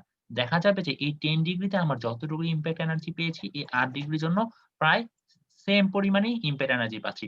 দ্যাট মিনস কি? দ্যাট মিনস আমরা এখানেও বলতে পারতেছি টেম্পারেচারের মান কমতে এমন একটা টাইম আসবে যেই টাইমে আমাদের মানে এমন একটা টেম্পারেচার পাবো যেই টেম্পারেচার পরে ইম্প্যাক্ট এনার্জি ভ্যালু আর কোনো চেঞ্জ হচ্ছে না। এটা নির্দিষ্ট কনস্ট্যান্ট এ এসে পৌঁছে গেছে কমতে। বুঝা গেছে? জি স্যার। সো সেটাই হচ্ছে আমাদের টেম্পারেচারের ইফেক্ট, মেইনলি এই ইম্প্যাক্ট এনার্জির সাথে টেম্পারেচার কিভাবে এই ফ্যাক্টরটা কাজ করতেছে সেটাই আমরা বুঝলাম। আচ্ছা, এখানে টেম্পারেচারটা আসলে এই যে আমাদের যে মানে রুম টেম্পারেচার যেটা বলতেছি, সেই টেম্পারেচারটা কিভাবে ইফেক্ট ফেলতেছে ইয়ার উপরে, আমাদের স্পেসিমেনের উপরে ইম্প্যাক্ট এনার্জির জন্য। কারণ কি দেখা যাচ্ছে যে এই যে টেম্পারেচারে যখন ভ্যারিয়েশন হচ্ছে স্পেসিমেনের ভিতরে যে অণু পরমাণুগুলো আছে সেগুলারও কিন্তু তখন দেখা যাচ্ছে কি অ্যারেঞ্জমেন্ট এ কিছুটা ভ্যারিয়েশন হয়। এজন্যই মেইনলি হচ্ছে ইম্প্যাক্ট এনার্জিরও আমাদের মানটার ভ্যারিয়েশন পাচ্ছি টেম্পারেচারের সাথে। ঠিক আছে? জি স্যার। আচ্ছা। আচ্ছা, এখন হচ্ছে আমরা এই যে ইম্প্যাক্ট লোড দিচ্ছি, ইম্প্যাক্ট লোড দেওয়ার ফলে এই যে স্পেসিমেনটা ভেঙে যাচ্ছে, আমরা কি বলেছিলাম এখানে এক রকমের ফেইলিউর হচ্ছে। সো এই যে ফ্র্যাকচার হচ্ছে, এই ফ্র্যাকচারটা আবার ২ টা ডিফারেন্ট টাইপ আছে এখানে। সো একটা হচ্ছে ডাকটাইল আর একটা হচ্ছে ব্রিটাইল। আচ্ছা, এখন আপনারা আমাকে বলেন এই ব্রিটাইল অর্থটা কি? ব্রিটাইল ফ্র্যাকচারটা কি জিনিস আসলে? এটা খুবই মানে বুঝার জিনিস। সবাই ইজিলি বুঝতে পারার কথা ব্রিটাইলটা। এটা স্যার হঠাৎ ফেল করে যাবে উইদাউট এনি ওয়ার্নিং। আর ডাকটাইল? ডাকটাইলটা স্যার বোঝা যায় যে ফেল করে যাচ্ছে, একটা ওয়ার্নিং দেয়। কিরকম ওয়ার্নিং দিচ্ছে? স্যার আমরা কি ব্রিটাল দেখতে পারবো? ফ্র্যাকচারটা স্যার অনেক ইজিলি হয়ে যায়, মানে সহজে স্যার ভেঙে যায়। কি ব্রিটাইল? জি স্যার। আচ্ছা, হ্যাঁ, জিনিসটা অনেকটা সেরকমই। সহজে ভঙ্গুর সাডেনলি স্যার, ক্র্যাক হতে পারে, ভঙ্গুর ডাক টাইপের স্যার। টাইলটা স্লো হয়। হ্যাঁ, ব্রিটাইলের যদি আমরা বাংলা অর্থ করি খুব আক্ষরিক অর্থ, তাহলে আমরা ব্রিটাইল বলতে আমরা কি বুঝি? ভঙ্গুর। দ্যাট মিনস কি একটা ভঙ্গুর। স্পেসিমেন আমরা এখন যদি আমরা কয়েকটা ছবি দেখি তাহলে আমরা এই জিনিসটা আরো ভালোভাবে ক্লিয়ারলি বুঝতে পারবো। এই যে আমরা এখানে যদি স্পেসিমেন গুলোকে ভালোভাবে খেয়াল করি যে এই যে এখানে এই যে এই ছবিটাতে যেটা দেখা যাচ্ছে যে স্পেসিমেনটা কি হচ্ছে যে ভেঙে গিয়েছে, তাই না? এই ইমপ্যাক্ট লোডের ফলে। এখানে কি হচ্ছে? এটা কি ভঙ্গুর, ব্রিটাইল। কারণ কি? কারণ হচ্ছে এই যে স্পেসিমেনটা ভেঙে গিয়েছে, এই যে ২ টা সারফেস, এই ভাঙা অংশের যে সারফেসটা দেখছেন, ভাঙা অংশের সারফেসটা যথেষ্ট স্মুথ। দ্যাট মিনস কি? এটা হচ্ছে ব্রিটাইল। আর এখানে কি হচ্ছে? দেখেন এটা কি আমার এই সোজা বরাবর গেছে নাকি জিনিসটা এভাবে বেঁকে গেছে না? জিনিসটা কি? বেঁকে গেছে না জিনিসটা? জিনিসটা কি পুরাপুরি সোজাসুজি ভেঙেছে? দেখেন পুরাপুরি সোজাসুজি ভাঙছে? ভাঙে নাই। জিনিসটা কিন্তু এই যে দেখেন এখানেও জিনিসটা কিন্তু দেখা যাচ্ছে এবড়ো-থেবড়ো ভাবে ভেঙেছে। That means zigzag path follow করে সে ভেঙেছে। দ্যাট মিনস এটাকে আমরা বলতেছি ডাকটাইল, আর এটাকে বলতেছি আমরা ব্রিটাইল। একইভাবে এখানে কোনটা ডাকটাইল আর কোনটা ব্রিটাইল বলেন তো? প্রথমটা ব্রিটাল, দ্বিতীয়টা ডাকটাইল। প্রথমটা ব্রিটাইল, দ্যাট মিনস আমার ব্রিটাইল, প্রথমটা হচ্ছে আমার ব্রিটাইল, এটা হচ্ছে স্মুথলি ভেঙে যাবে। আর হচ্ছে এই ডাকটাইলটা কি, সেটা হচ্ছে একটা অ্যাব্রো থ্যাব্রো জিগজ্যাগ হয়ে আমার ভাঙতেছে। ঠিক আছে? এখন আমার কথা হচ্ছে তাহলে কি বোঝা যায়? এই যে আমাদের যে ফ্র্যাকচার যে সারফেস, সেই ফ্র্যাকচার সারফেস যদি আমরা দেখি, ফ্র্যাকচার সারফেস দেখে আমরা বুঝতে পারবো সেটা কি ডাকটাইল নাকি ব্রিটাইল। এখন দেখেন আমাদের ব্রিটাইলের জন্য এই যে আমরা বলতেছি সেটা স্মুথলি ভেঙে যাচ্ছে। আমাদের এই ফ্র্যাকচার যে সারফেসটা, এই যে সারফেসটা, এই সারফেসটা যদি খেয়াল করি, খেয়াল করলে দেখবো যে এই সারফেসটা অনেকটা শাইনি, দ্যাট মিনস কি উজ্জ্বল। ঠিক আছে? আর ব্রিটালের জন্য এই যে অ্যাব্রো থ্যাব্রো করে ভাঙতেছে, দেখা যাবে যে এই সারফেসটা কি উজ্জ্বল থাকবে না তখন সেই ক্ষেত্রে। এই সারফেসটা দেখা যাবে ফাইব্রাস টাইপের হবে। এরকম মানে হচ্ছে মানে উজ্জ্বল হবে না। বুঝা গেছে বিষয়টা? তার মানে ডাকটাইল কি জিনিস আর ব্রিটাল কি জিনিস বুঝা গেছে? স্যার এই জিনিসটা হচ্ছে 4P এর ক্ষেত্রে হবে, হ্যাঁ, আইজোরের ক্ষেত্রে এটা হবে না। হ্যাঁ, আইজোটোর ক্ষেত্রেও সেম। প্রত্যেকটা স্পেসিমেনই ভাঙবে। এখন ভেঙে ফ্র্যাকচারটা কিরকম হচ্ছে, ডাকটাইল না ব্রিটাইল? সো সেটা দেখে আমরা বুঝতে পারবো। যেমন ডাকটাইল হলে আমাদের কি হচ্ছে, আমাদের স্পেসিমেনটা কি হচ্ছে, এই সাইডটা ফাইব্রাস হচ্ছে বা হচ্ছে ডাল বলতেছি যেটাকে। ঠিক আছে? দ্যাট মিনস এটা হচ্ছে শাইনি হবে না। আর যখন ব্রিটাইল হবে তখন কি হচ্ছে, আমাদের এই ফ্র্যাকচার সারফেসটা কি হচ্ছে, ফ্র্যাকচার সারফেসটা স্মুথ হচ্ছে। দ্যাট মিনস এটা হচ্ছে আমাদের শাইনি হচ্ছে। আপনাদের এই ব্রিটাইল আর ডাকটাইলের জন্য ফ্র্যাকচার যে সারফেস সেটা কিরকম হবে সেই জিনিসটা কিন্তু ল্যাব রিপোর্টে রিপোর্ট করতে হবে। সো একটু বুঝে নিই। আমি কিন্তু মানে এমন না যে দরকার নেই বুঝাচ্ছি শুধু। বুঝা গেছে বিষয়টা? স্যার আইজোরের ক্ষেত্রেও কি স্যার মানে ডিটেইল আর ডাকটাইল দুটোই হবে? হ্যাঁ, এটা ডিপেন্ড করতেছে কোনটার জন্য। আসলে কি আইজোটোর জন্য ব্রিটাল ডাকটাইল দুটোই হতে পারে, বা এমনও হতে পারে আমরা যে ৬টা স্পেসিমেন নিয়েছি সবগুলোই ব্রিটাল হয়েছে। এটা ডিপেন্ড করতেছে আমরা যে স্পেসিমেন গুলো ইউজ করতেছি সেই স্পেসিমেন গুলো কতটুকু এনার্জি অ্যাবজর্ব করতে পারতেছে সেটার উপর ডিপেন্ড করতেছে।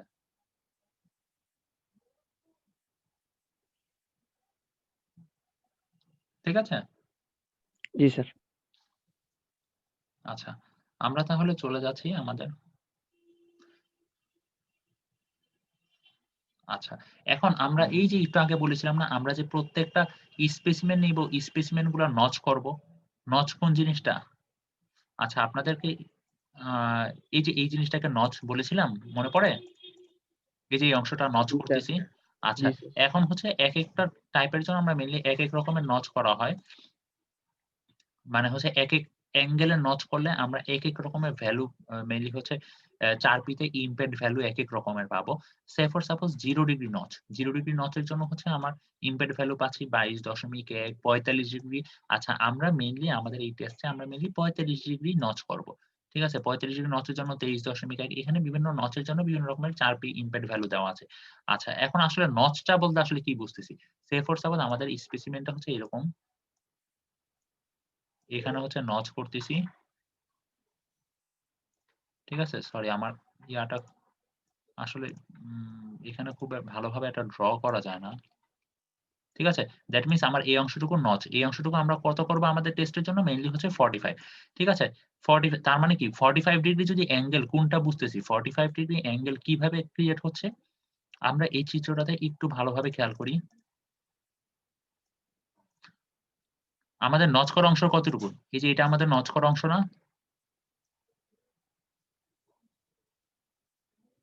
জি স্যার। আচ্ছা, এখন আমাদের যে নচ করা অংশটা আছে সেটা 45 ডিগ্রি অ্যাঙ্গেল হচ্ছে এই যে দেখেন। তার মানে 45 ডিগ্রি অ্যাঙ্গেল হচ্ছে আমাদের এই যে ২ সাইডে যে ২ টা বাহু থাকতেছে নচের, সেই ২ সাইডে ২ টা বাহুর মধ্যবর্তী কোণটাকেই আমরা বলতেছি 45 ডিগ্রি হবে। বুঝা গেছে? এখন স্যার আমার আমরা কথা কি হচ্ছে এটা হাতে নচ করে নেব নাকি স্যার এটা মেশিন দিয়ে নচ করা থাকবে?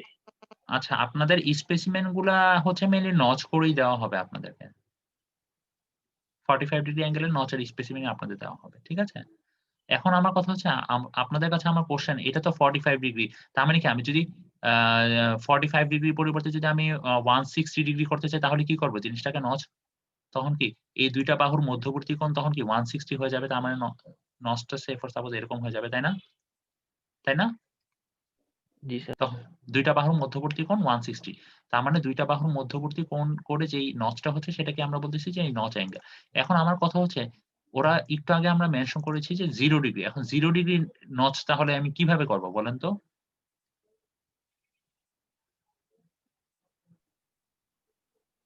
কোনো নচই তো হবে না স্যার। জি শুধু স্যার, কোশ্চেনটা বুঝতে পারি নাই। একটা লাইন ধরে আর কি কাটা হবে। হ্যাঁ, exactly. That means 0 degree notch বলতে জিনিসটা হবে এরকম অনেকটা ইউ শেপের মতো। বুঝা গেছে? বুঝা গেছে জিনিসটা? বুঝা গেছে? তার মানে কি কোনো অ্যাঙ্গেল তৈরি হয়েছে? কোনো অ্যাঙ্গেল তৈরি হয় নাই।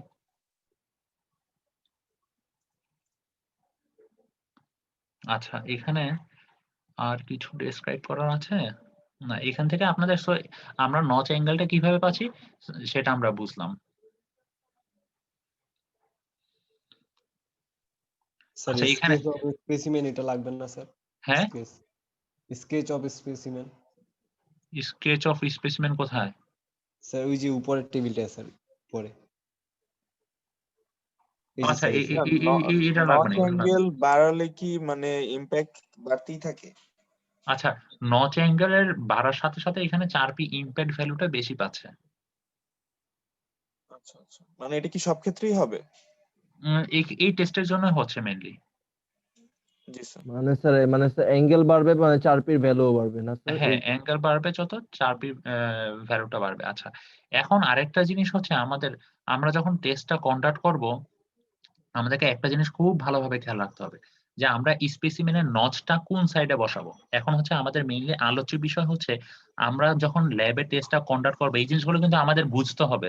না বুঝলে কিন্তু আমাদের টেস্টটা ভুল আসবে। আমাদের টেস্টের রেজাল্ট ভুল আসবে। আমরা যদি নচ উল্টা সাইডে বসাই মানে প্রত্যেকটা ভ্যালু আমরা ভুল পাবো। সো আমাদের এই জন্যই এই টেস্টে একটু সচেতনভাবে করতে হবে। এখন কথা হচ্ছে আমাদের নচটা মানে কোন সাইডে বসাবো? যেই সাইডে লোড দিব সেই সাইডে নাকি লোড দেওয়ার উল্টা সাইডে বসাবো? তো এখানে অপোজিট সাইডে। লোড দেওয়ার উল্টা আচ্ছা, এই ফিগারটা দেখে কি বোঝা যায়? এটা কি? এখানে আমরা 4p হচ্ছে ব্লেডটাকে কিভাবে বসাইছি? 4p 4p। সো এই 4p র জন্য দেখেন কিভাবে বুঝছি? এই যে দুই সাইডে দুইটা সাপোর্ট, তাই না? দুই সাইডে সাপোর্ট কেবল। হ্যাঁ, দুই সাইডে সাপোর্ট। আমার হচ্ছে এটা হচ্ছে স্পেসিমেন, এই যে এখানে মেনশন করে দেওয়া আছে। এটা হচ্ছে স্পেসিমেন এটা। এখন স্পেসিমেনের দুই সাইডে হচ্ছে দুইটা সাপোর্ট। আর এই সাইড দিয়ে যে লোডটা দিতেছি সেটা কি? এই যে হ্যামারটা এসে আমার সজোরে আঘাত করতেছে এই সাইড দিয়ে এসে, তাই না? এই স্পেসিমেনে এইখানে আঘাত করতেছে। এই যে এখানে দেওয়া আছে ইমপ্যাক্ট লোড। আর এই যে নচটা তাহলে আমি নচটা যেখানে বসাবো, নচটা হচ্ছে আমার যেই সারফেসে দ্যাট মিনস আমার যেই সাইডে হচ্ছে আমার লোডটা পড়বে তার অপোজিট সাইডে আমরা নচটা বসাবো। ঠিক আছে? তার অপোজিট সাইডে আমরা নচ বসাবো যখন আমরা 4p করব। আর এটার উল্টাটা হচ্ছে আমরা ইজোটে। ইজোটে কি হচ্ছে? ইজোট কি এটা দেখে বোঝা যাচ্ছে যে এটা একটা ইজোট? এই জি ছবি স্যার। দেখে বোঝা যাচ্ছে? দ্যাট মিনস ইজোট কিভাবে বুঝতেছি দেখেন আমার এই পোরশনটুকু কি? এই পোরশনটুকু ফ্রি সাপোর্ট আর এই পোরশনটুকু এই যে উপরের অংশটুকু কি? ক্যান্টিলিভার না? দ্যাট মিনস এটা হচ্ছে ইজোট। আচ্ছা, এই সাইড থেকে কি দেওয়া হয়েছে? এই যে এখানে মেনশন করা দেওয়া আছে ইমপ্যাক্ট। এখন ইজোটের জন্য আমরা হচ্ছে যেই কাজটা করব ইজোটের জন্য আমরা আমাদের যেই নচটা হচ্ছে সেই সাইডে বসাবো যেই সাইডে আমরা লোড দিচ্ছি। তাহলে যেই সাইডে আমরা ইমপ্যাক্ট লোডটা দিচ্ছি। তাহলে এই জিনিসটা যদি ইমপ্যাক্ট লোড এই সাইড দিয়ে আসে তাহলে জিনিসটা কিভাবে ভাঙবে? জিনিসটা ফ্র্যাকচার হবে এই দিক দিয়ে। দ্যাট মিনস জিনিসটা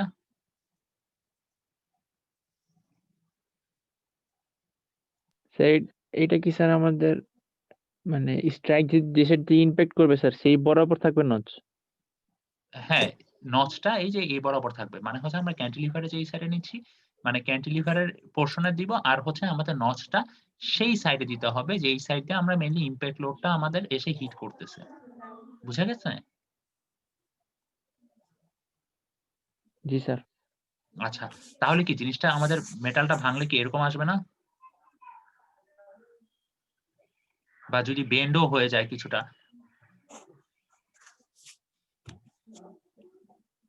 এরকম না? দ্যাট মিনস আমার এই সাইডে কি কাজ করতেছে? এই সাইডে কাজ করতেছে কম্প্রেশন আর এই সাইডে কি কাজ করতেছে? টেনশন, তাই না? মেইনলি। আর এইখানে এই ক্ষেত্রে কিভাবে ভাঙবে? এখানে স্পেসিমেনটা আমার কিভাবে ভাঙবে বলেন তো? মাঝখান দিয়ে ভেঙে যাবে। মাঝখান দিয়ে তো ভাঙবে বুঝলাম। জিনিসটা কিভাবে ভাঙবে? জিনিসটা অনেকটা এই সাইড এইভাবে সরে যাবে না? জি স্যার। একটা অ্যাঙ্গেল হয়ে ভাঙবে। তাই না? অ্যাঙ্গেল হয়তো ভাঙবে কিন্তু এটা কি এই সাইডে যাবে নাকি এই সাইডে যাবে? অবশ্যই এই সাইডে যাবে, তাই না? জিনিসটা কি এই সাইডে যাবে না? জি স্যার। জি স্যার। কারণ কি লোডটা এসে এই দিক দিয়ে বরাবর আঘাত করতেছে, দ্যাট মিনস ফ্র্যাকচারটা এখান থেকে শুরু হবে ফার্স্ট স্টার্টিং এ। সো জিনিসটা এইভাবে বেঁকে যাবে। আচ্ছা। তো এই জিনিসগুলো আমরা যখন ল্যাবে কন্ডাক্ট করব আমাদেরকে খেয়াল রাখতে হবে আমরা নচের পজিশনটা কোথায় দিচ্ছি। দ্যাট মিনস আমরা যখন 4P করব তখন ইমপ্যাক্ট লোডের অপোজিট সাইডে আমাদের নচটাকে বসাবো। আর আমরা যখন ইজোট করব তখন আমরা নচটা কোথায় বসাবো? ইমপ্যাক্ট লোড যেই সাইডে দিচ্ছি সেই সাইডে আমাদের নচটা থাকবে। ঠিক আছে?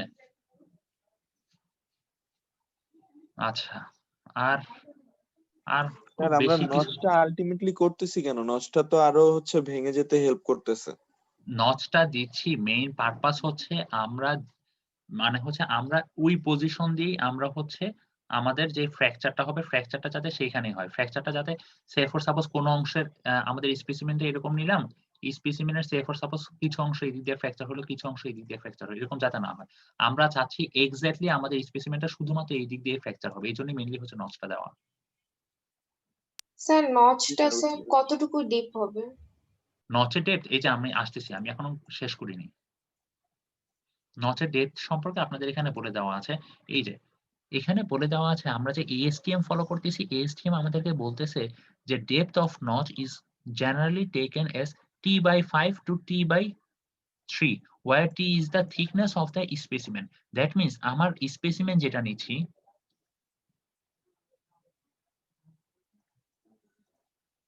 আমরা চলে যাচ্ছি আমাদের স্পেসিমেন গুলাতে। এই যে এখানে বলে দেওয়া আছে কি ইজট টেস্ট স্পেসিমেন, ঠিক আছে? ইজট মানে কি?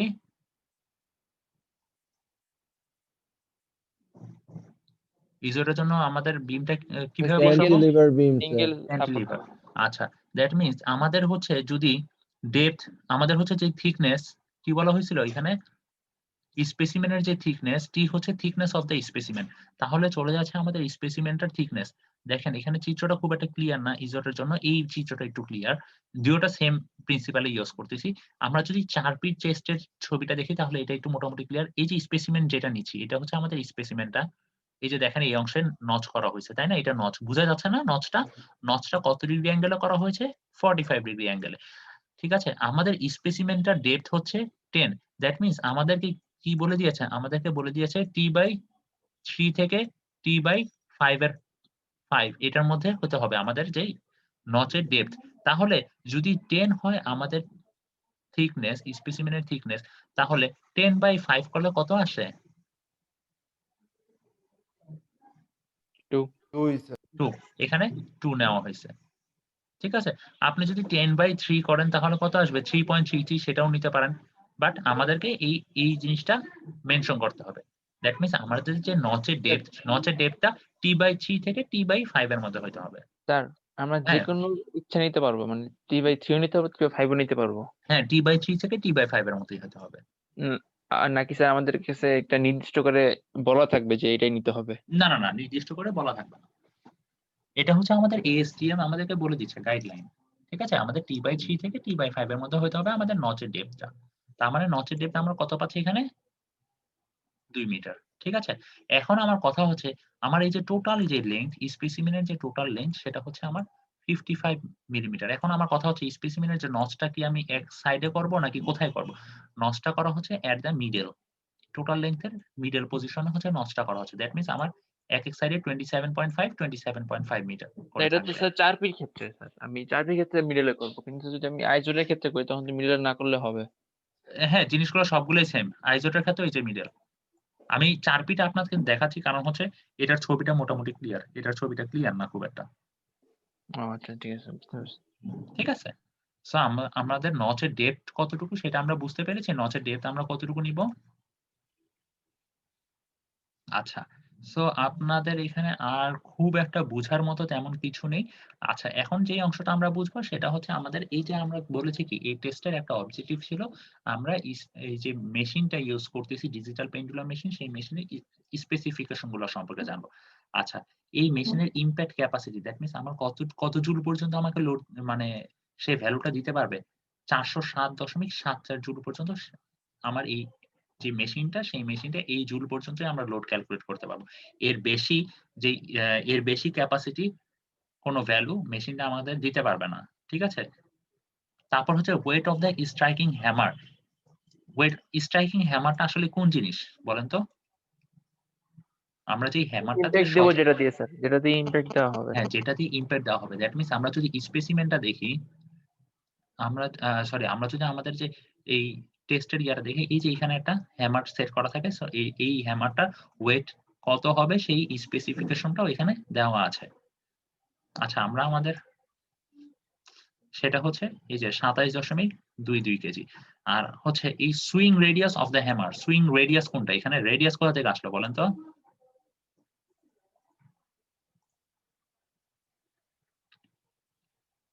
সুইং রেডিয়াস কোনটা?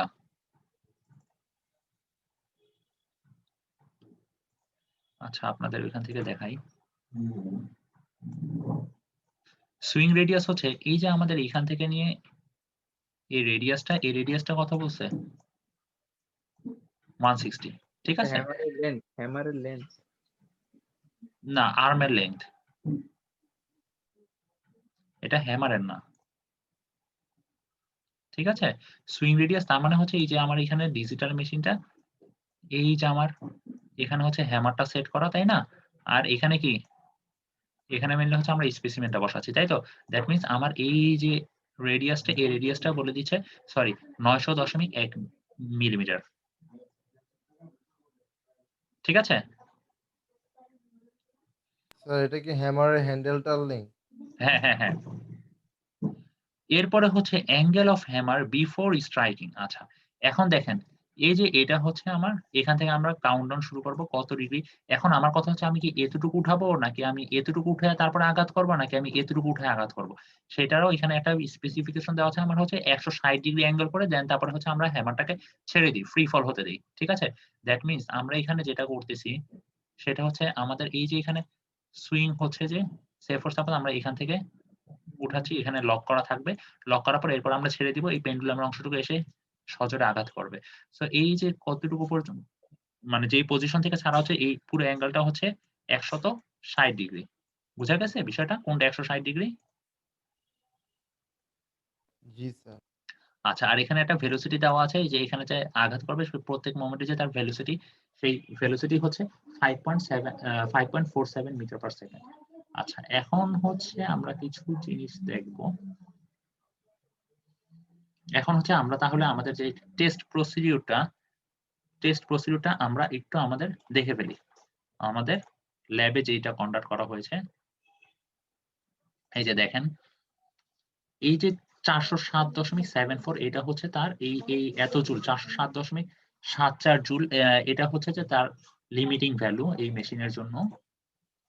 আর আমরা এটা কি মেশিন দিয়ে ইউজ করতেছি বলেন তো? Slide callipers. হ্যাঁ, স্লাইড ক্যালিপার্স দিয়ে আমরা হচ্ছে প্রথমে স্পেসিমেন গুলোর ওয়াইড ডেপথ বের করে নিব। এই যে বের করতেছে 8.37 পাচ্ছে। 8.37 কোন পজিশনে? নচের পজিশনে। যদি আমার পুরোটা 10 হয় তাহলে কি নচ কি 2, তাই না? এখানে কিছুটা ভ্যারিয়েশন আসে। প্রত্যেকটা ভ্যালু একদম এক্স্যাক্টলি যদি আমার 10 mm ওয়াইড নেই, দেখা যায় এক্স্যাক্টলি 10 আসতেছে না, কিছুটা কম আসে বা কিছুটা বেশি আসতে পারে। ঠিক আছে? দেখেন আমরা, তার মানে আমার ডেপথ থাকতেছে, আমাদের যে মানে দুইটা ডেপথ থাকতেছে। একটা হচ্ছে depth at notch, that means নচের পজিশনে আমাদের ডেপথ কি 2 mm কম আসতেছে, কারণ কি আমাদের নচের ডেপথ ছিল 2 mm। আর নচ ছাড়া এইভাবে পুরো স্পেসিমেনের যদি আমরা ডেপথ নেই তাহলে দেখা যাবে 10 mm, বা এটা এখানে 9.98 আসতেছে, অলমোস্ট 10 mm। ঠিক আছে?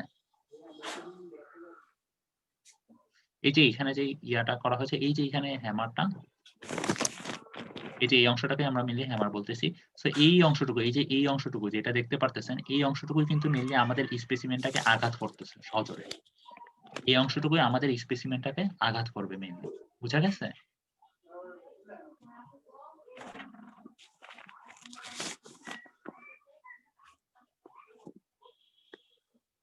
এই যে হ্যামারের যে অংশটা আমাদের আঘাত করবে সেই অংশটা এখানে খুব সুন্দরভাবে দেখানো হয়েছে।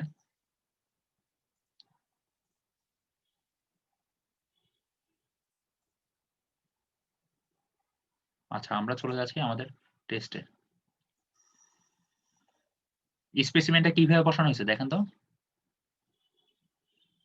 দেখা যাচ্ছে এই যে ছোট্ট একটা স্পেসিমেন দেখা যাচ্ছে।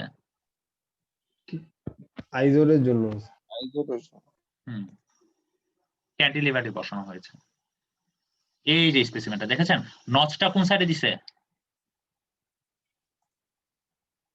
দেখা যাচ্ছে, ইমপ্যাক্ট নচটা পয়েন্টের দ্যাট মিন্স জি স্যার, নচটা impact দেওয়া হচ্ছে point। আমার ইমপ্যাক্ট লোড যেই সাইড দিয়ে আসবে আমার, তার মানে আমার ইমপ্যাক্ট লোডটা এই সাইড দিয়ে আসবে, তাই তো? সেই সাইডে আমার নচটা দেওয়া হয়েছে। আচ্ছা ঠিক আছে, তাহলে আমরা টেস্টটা এখন মেইনলি আমরা কন্ডাক্ট করি। এই যে দেখেন দেখেন প্রথমে এই হ্যামারটা এখানে সেট করা, এই অ্যাঙ্গেলটা কত, এখান থেকে এতটুকু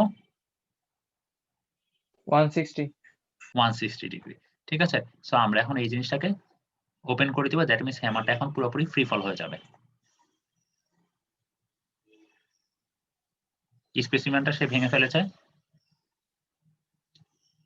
এরপর এখানে দেখবেন আমার একটা রিডিং শো করবে যে কত জুল, দ্যাট মিন্স ভাঙার আগ পর্যন্ত, ফ্র্যাকচার আগ পর্যন্ত এই যে 39.846 বুঝা গেছে। আমরা মেশিনটার নাম জানি কি বলছিলেন স্যার? মেশিনটা হচ্ছে digital pendulum impact testing machine. Okay, ঠিক আছে, তো আমরা এই মানে ল্যাবের টেস্টটা কন্ডাক্ট করলো, এটা হচ্ছে আমাদের ল্যাবেরই টেস্ট কন্ডাক্ট করে, এইভাবে আমরা মেইনলি টেস্টটা কন্ডাক্ট করব। আচ্ছা, আমরা তাহলে এখন চলে যাব আমাদের ডাটা নিয়ে একটু আলোচনা করতে হবে, কারণ আপনাদের মনে হয় পরে ডাটা টেবিল নিয়ে খুব সমস্যায় পড়েন আপনারা, তাই না? জি জি স্যার। লাস্ট ক্লাসে আমিও এত সময় পাইনি, কারণ আমারও এরপরে একটা ক্লাস ছিল, মানে খুব রাশের মধ্যে ছিলাম।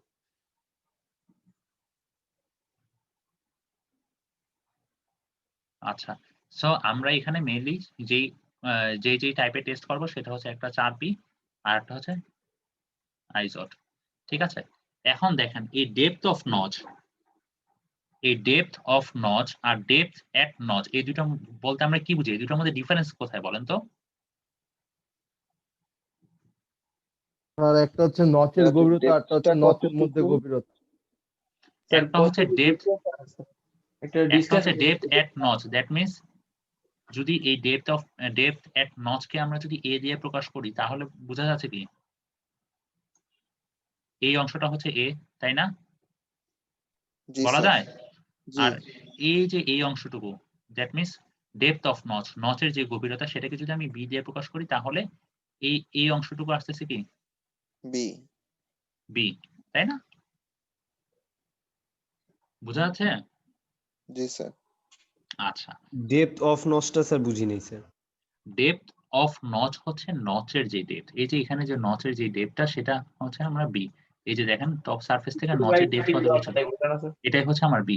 আর ডেপথ এট নচ হচ্ছে নচের পজিশনে এই স্পেসিমেনের কতটুকু ডেপথ সেটা হচ্ছে এই যে এ। স্যার T/3 অথবা 5 এটা না স্যার? কোনটা? Depth of notch? G sir. হ্যাঁ হ্যাঁ, ডেপথ অফ নচ হচ্ছে T/3 অথবা T/5, সেই ভ্যালুটা। ঠিক আছে, আচ্ছা এখন হচ্ছে এখানে কয়েকটা ফর্মুলা দিয়ে দিয়েছে, আমি যে আপনাদের ডাটা টেবিলটা দিব, মানে আজকে দিয়ে দিব, গুগল ক্লাসরুম অলরেডি দেওয়া আছে, পোস্ট দেওয়া আছে, সেই গুগল ক্লাসরুমে সেই ডাটা টেবিলটা কিভাবে ফিল আপ করে কিভাবে করবেন সেই জিনিসটাই আমি আপনাদের প্রপারলি দেখাবো। তাহলে আমার কাছে মনে হচ্ছে যে আপনারা জিনিসটা পারবেন।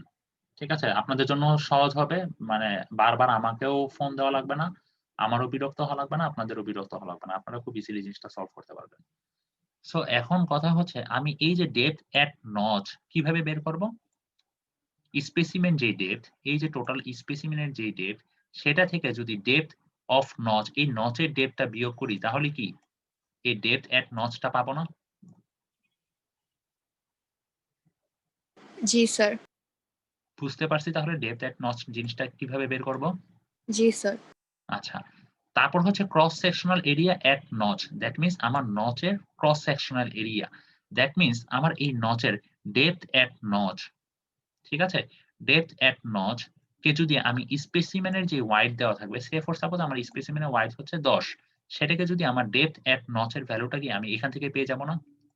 এখানে সে ফর সাপোজ আমার নচের ডেপথ আসছে, ডেপথ এট নচ পাইছি 8, কারণ কি আমার টোটাল স্পেসিমেনের যদি ডেপথ যদি 10 হয়, সেই 10 থেকে আমার যদি নচের ডেপথ যেটা 2 সেটা যদি বিয়োগ করি তাহলে কত পাবো?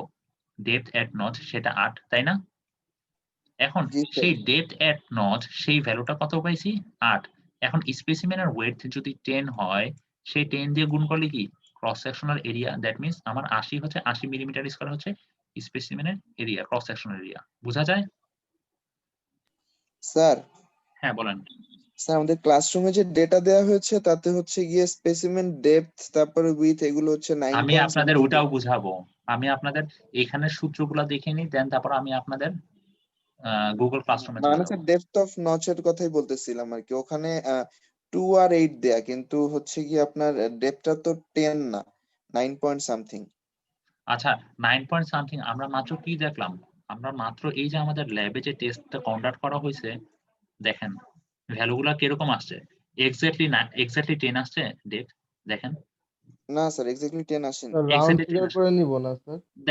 দেখা যাচ্ছে কিছুটা হয়তোবা ফ্র্যাকশন থাকবে, খুবই সামান্য 9.99, 9.98, 9.90, ঠিক আছে? স্যার সেটা বুঝতে পারছি আমি। এখন ধরেন 9.90 আছে, হ্যাঁ, আর তখন আমার আপনার হচ্ছে গিয়ে 9.90 দিয়ে গুণ করবেন। জি জি ডেপথ অফ মনে করেন স্যার 2 mm আসছে ডেপথ, তাহলে হুম। বাকিটা আমি 9.9 থেকে 2 মাইনাস করব না? না, আপনার হচ্ছে ডেপথ এট যেটা নচ সেটা আমি 8 দিয়ে দিয়েছি। তার মানে হচ্ছে আমরা 10 ধরেই আমরা 10 করতেছি। ধরে করেছি। জি জি হ্যাঁ, জি। কিন্তু আমরা যখন এখানে স্পেসিমেন এরিয়াটা বের করব, স্পেসিমেনের এই যে ক্রস সেকশনাল এরিয়া, তখন এই যে স্পেসিমেনের ওয়াইডটা তখন কোন ওয়াইডটা নিব বলেন তো? আমরা 9.9 সামথিং। 9.99 বা 9.98 যেটা পেয়েছি, ঠিক আছে? জি স্যার। ঠিক আছে, সেটার সাথে আমরা ডেপথ এট নচ কোনটা, ডেপথ এট নচ ওই যে আমরা 8 বলতেছি সেটা গুণ করব, ঠিক আছে? বুঝা গেছে? তার মানে কি স্যার টোটাল যে স্পেসিমেনের ওয়েটটা দেওয়া ছিল স্যার ওইটা নিব? স্পেসিমেনের ওয়াইডথ কত দেওয়া আছে ওইখানে দেখেন। স্পেসিমেনের ওয়াইডথ কত দেওয়া আছে? 9.99 বা 9.98 এরকম টাইপের ভ্যালু দেওয়া আছে না কতগুলা? জি স্যার দেখেন। হ্যাঁ, সেই ভ্যালুটাকে হচ্ছে আমরা ডেপথ এট এটা। নচ যেটা 8 সেই ভ্যালুটা দিয়ে গুণ করব। আচ্ছা, তাহলে আমরা চলে যাচ্ছি আমাদের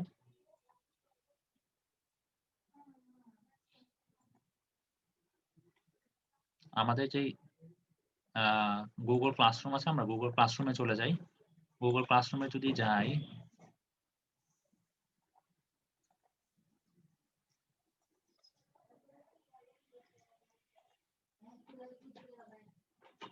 আচ্ছা আমাদের ডাটা শিটটা আপনারা দেখেছেন? ডাটা শিটটা সবাই ওপেন করেন। আচ্ছা, আমরা তাহলে ডাটা শিটটা একটু ডিসক্রাইব করি। এখন ডাটা শিটে হচ্ছে আমরা মেইনলি হচ্ছে এখানে 3টা টাইপের স্পেসিমেন নিয়েছি। একটা হচ্ছে আয়রন কাস্ট, আরেকটা হচ্ছে অ্যালুমিনিয়াম, আরেকটা হচ্ছে ব্রাস। ঠিক আছে? So specimen type C, iron কাস্টকে সিআই দিয়ে প্রকাশ করতেছি, অ্যালুমিনিয়ামকে এআই বার দিয়ে, ব্রাসকে ব্রাস বার। আচ্ছা, এখন হচ্ছে স্পেসিমেন ডেপথ। দেখেন আমাদের কত আসার কথা ছিল? 10 আসার কথা ছিল না?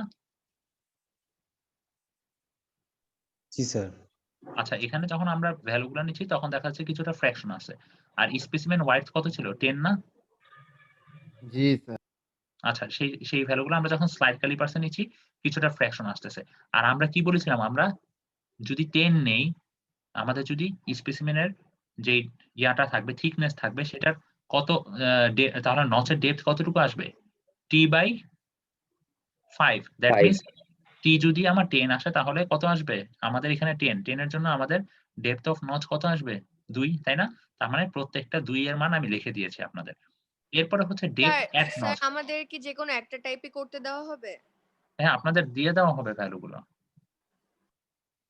আপনার যদি এখানে 2 না দিয়ে অন্য কোনো ভ্যালু দেয় তাহলে হচ্ছে ওই 10 এর সাথে ওই সে ফর সাপোজ আপনার এখানে ডেপথ অফ নচ আরেকটা ভ্যালু কত হতে পারে? 3.33 না?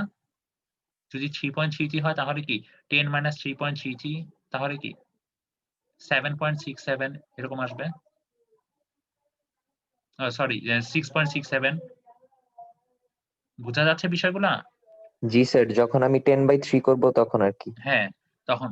সো এখন দেখেন ডেপথ এট নচ। তাহলে নচের এই পজিশনের ডেপথ কত আসবে? 10 - 2 দ্যাট মিন্স 8। আমি এগুলো দিয়ে দিয়েছি। আর এই টেবিলটা আমরা কোন টাইপের টেস্টের জন্য ইউজ করব? সেটা হচ্ছে 4P র জন্য এই ভ্যালুগুলো। ঠিক আছে? তাহলে আমার হচ্ছে এখানে এরপর হচ্ছে টেবিল 1, টেবিল 1 এর কি ভ্যালু দেওয়া আছে? টেবিল 1 এর হচ্ছে মেটাল নেম দেওয়া আছে, আমার বের করতে হবে কি area at notch. Area at notch আমরা কি সূত্র জানি? এরিয়া এট নচ, এরিয়া এট নচের আমরা জানি কি depth at notch, নচের depth R cross আর হচ্ছে স্পেসিমেন ওয়াইড। তার মানে স্পেসিমেন ওয়াইড কোনটা ছিল? এই ভ্যালুটা, তাই না? 9.89 প্রথমটার জন্য। আমি এখানে অ্যানোট করি, আমাকে আপনারা একটু হেল্প করেন।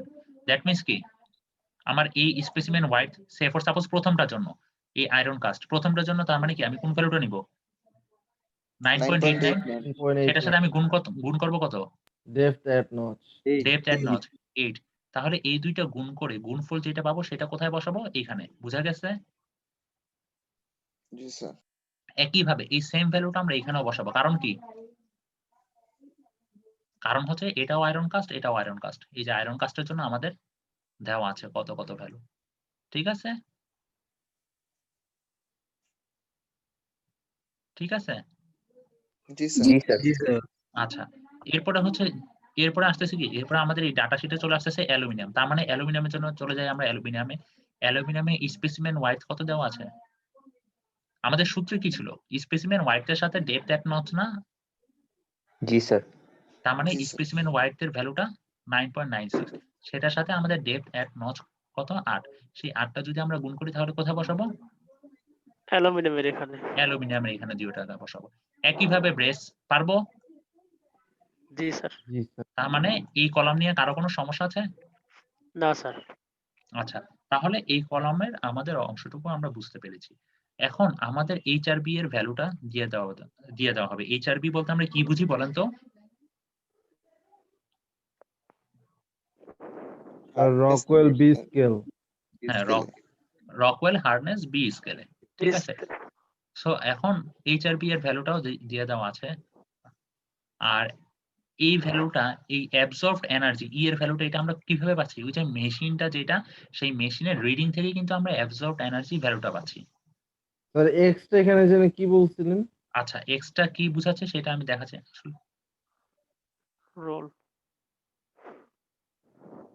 এক্সটা হচ্ছে আপনার লাস্ট 2 ডিজিট। আজকে হচ্ছে আপনার লাস্ট 2 ডিজিট। লাস্ট দিন করছিলেন 3 এর লাস্ট 3 ডিজিট ছিল না আপনাদের? জি স্যার। জি স্যার। আজকে হচ্ছে last 2 digit of your ID. আপনাদের যে আইডিটা আছে সেই আইডির লাস্ট 2 ডিজিট নিয়ে হচ্ছে কাজ। সো এখন আমরা চলে যাচ্ছি তাহলে। এরপরে হচ্ছে আমাদেরকে ক্যালকুলেট করতে হবে কি? এরপরে আমাদের ক্যালকুলেট করতে হবে ইমপ্যাক্ট টাফনেস। ঠিক আছে? আমরা কি টাফনেস ক্যালকুলেট করব। এখন টাফনেস কিভাবে ক্যালকুলেট করা যায় সেই জিনিসটা দেখব। আমাদের তাহলে এই এরিয়া অফ এট নচ আমাদের সবাই বুঝতে পেরেছি।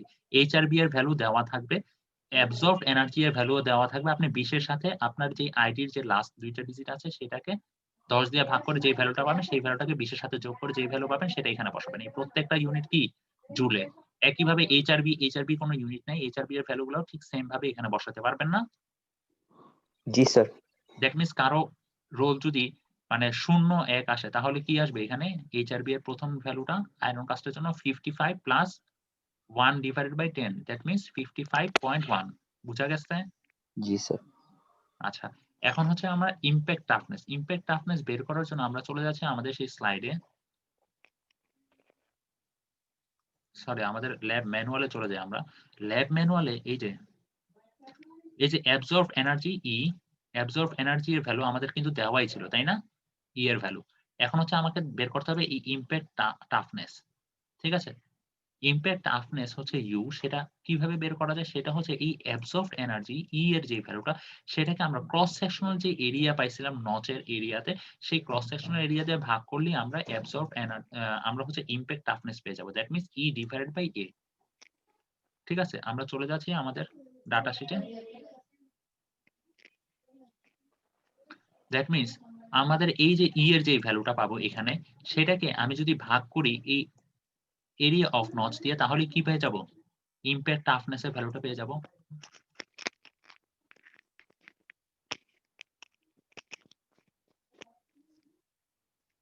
বোঝা যাচ্ছে?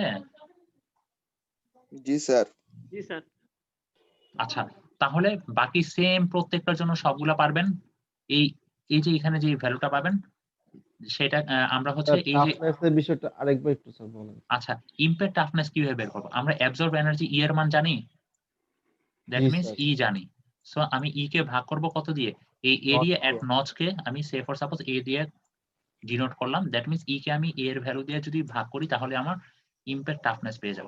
দ্যাট মিনস এখানের যে ই এর ভ্যালুগুলো পাবো আমরা, সেই ই এর ভ্যালুগুলোকে আমরা এখানকার এ এর ভ্যালু দিয়ে ভাগ করে যে মান পাবো সেই মানগুলো আমরা এখানে বসিয়ে দিব। ঠিক আছে? জি স্যার। জি স্যার। আচ্ছা, এখন থাকতেছে আমাদের হচ্ছে লাস্টে দুইটা কলাম। তো ফেইলার প্যাটার্ন আমরা কি দেখেছি এখানে? এই টেস্টের জন্য mainly either brittle or ductile, that means B দিয়ে আমি বুঝাচ্ছি ব্রিটাইল, যেহেতু আপনারা ল্যাবে কন্ডাক্ট করেন না এই টেস্টটা, সো আপনারা এটা দেখতে পারতেছেন না যে কিরকম স্পেসিমেন। আর এতগুলোর জন্য আমার ছবি দেওয়াটা আমার জন্য টাফ হয়ে যাচ্ছে। সো আমি এই জন্য আপনাদেরকে এখানে ডিনোট করে দিয়েছি বি ফর ব্রিটাইল আর D for ductile. That means দেখা যাচ্ছে যে আমাদের আয়রন কাস্টের জন্য ব্রিটাইল, এরপরের গুলো হচ্ছে ডাকটাইল আসতেছে। ঠিক আছে? সো ফেইলার প্যাটার্ন দেওয়া আছে। এখন আমার কথা হচ্ছে ফেইলার সারফেস। এই ফেইলার প্যাটার্ন দেখে দেখে আমরা ফেইলার সারফেস কিরকম হতে পারে সেটা বসাবো। যেমন যদি ব্রিটেল হয় তাহলে ফেইলার সারফেসটা কিরকম আসবে বলেন তো?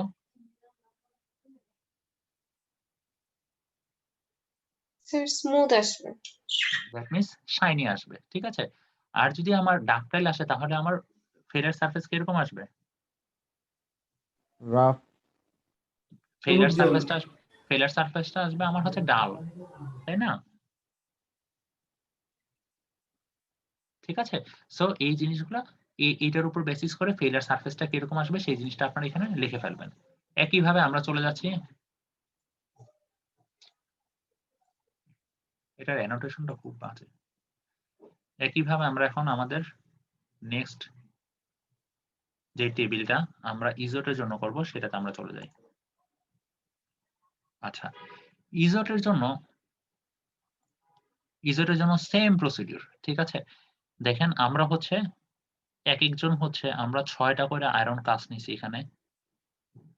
6টা আয়রন কাস্ট স্পেসিমেন, 6টা অ্যালুমিনিয়াম স্পেসিমেন, 6টা ব্রেস স্পেসিমেন। দ্যাট মিনস আমার স্পেসিমেন কয়টা টাইপ হচ্ছে? আমার 3টা টাইপের স্পেসিমেন, প্রত্যেকটার 6টা করে। দ্যাট মিনস 3 6 18টা, টোটাল 18টা স্পেসিমেন সিরিয়াল নাম্বার, তাই না?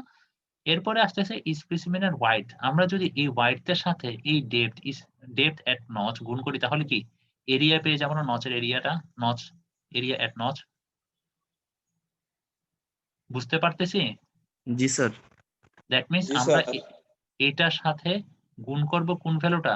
এই ভ্যালুটা। এই ভ্যালুটা গুণ করে আমরা যেই ভ্যালুটা সেই ভ্যালুটা বসাবো হচ্ছে এই ঘরগুলাতে, তাই না? তার মানে এই সবগুলাই আমরা পূরণ করব। বুঝতে পারছি?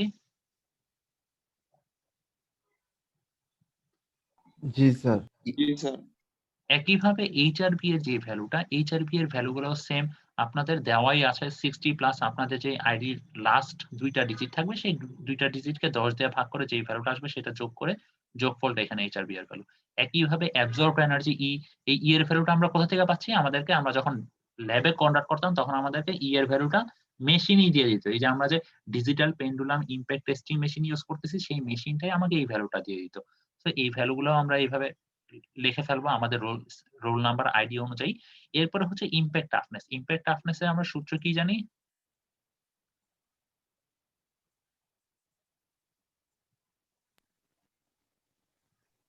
E by area notch. হ্যাঁ, দ্যাট মিনস এই ই এর যেই ভ্যালুটা পাবো সেই ভ্যালুটাকে আমি ভাগ করব কি এই ভ্যালুটা দিয়ে এরিয়া এট নচ ভাগ করলে যেই ভ্যালুটা পাবো জুল পার মিলিমিটার স্কয়ার, সেই ভ্যালুগুলো হচ্ছে আমার ইমপ্যাক্ট টাফনেস। দ্যাট মিনস সেই ভ্যালুগুলো আমরা এখানে বসিয়ে দিব।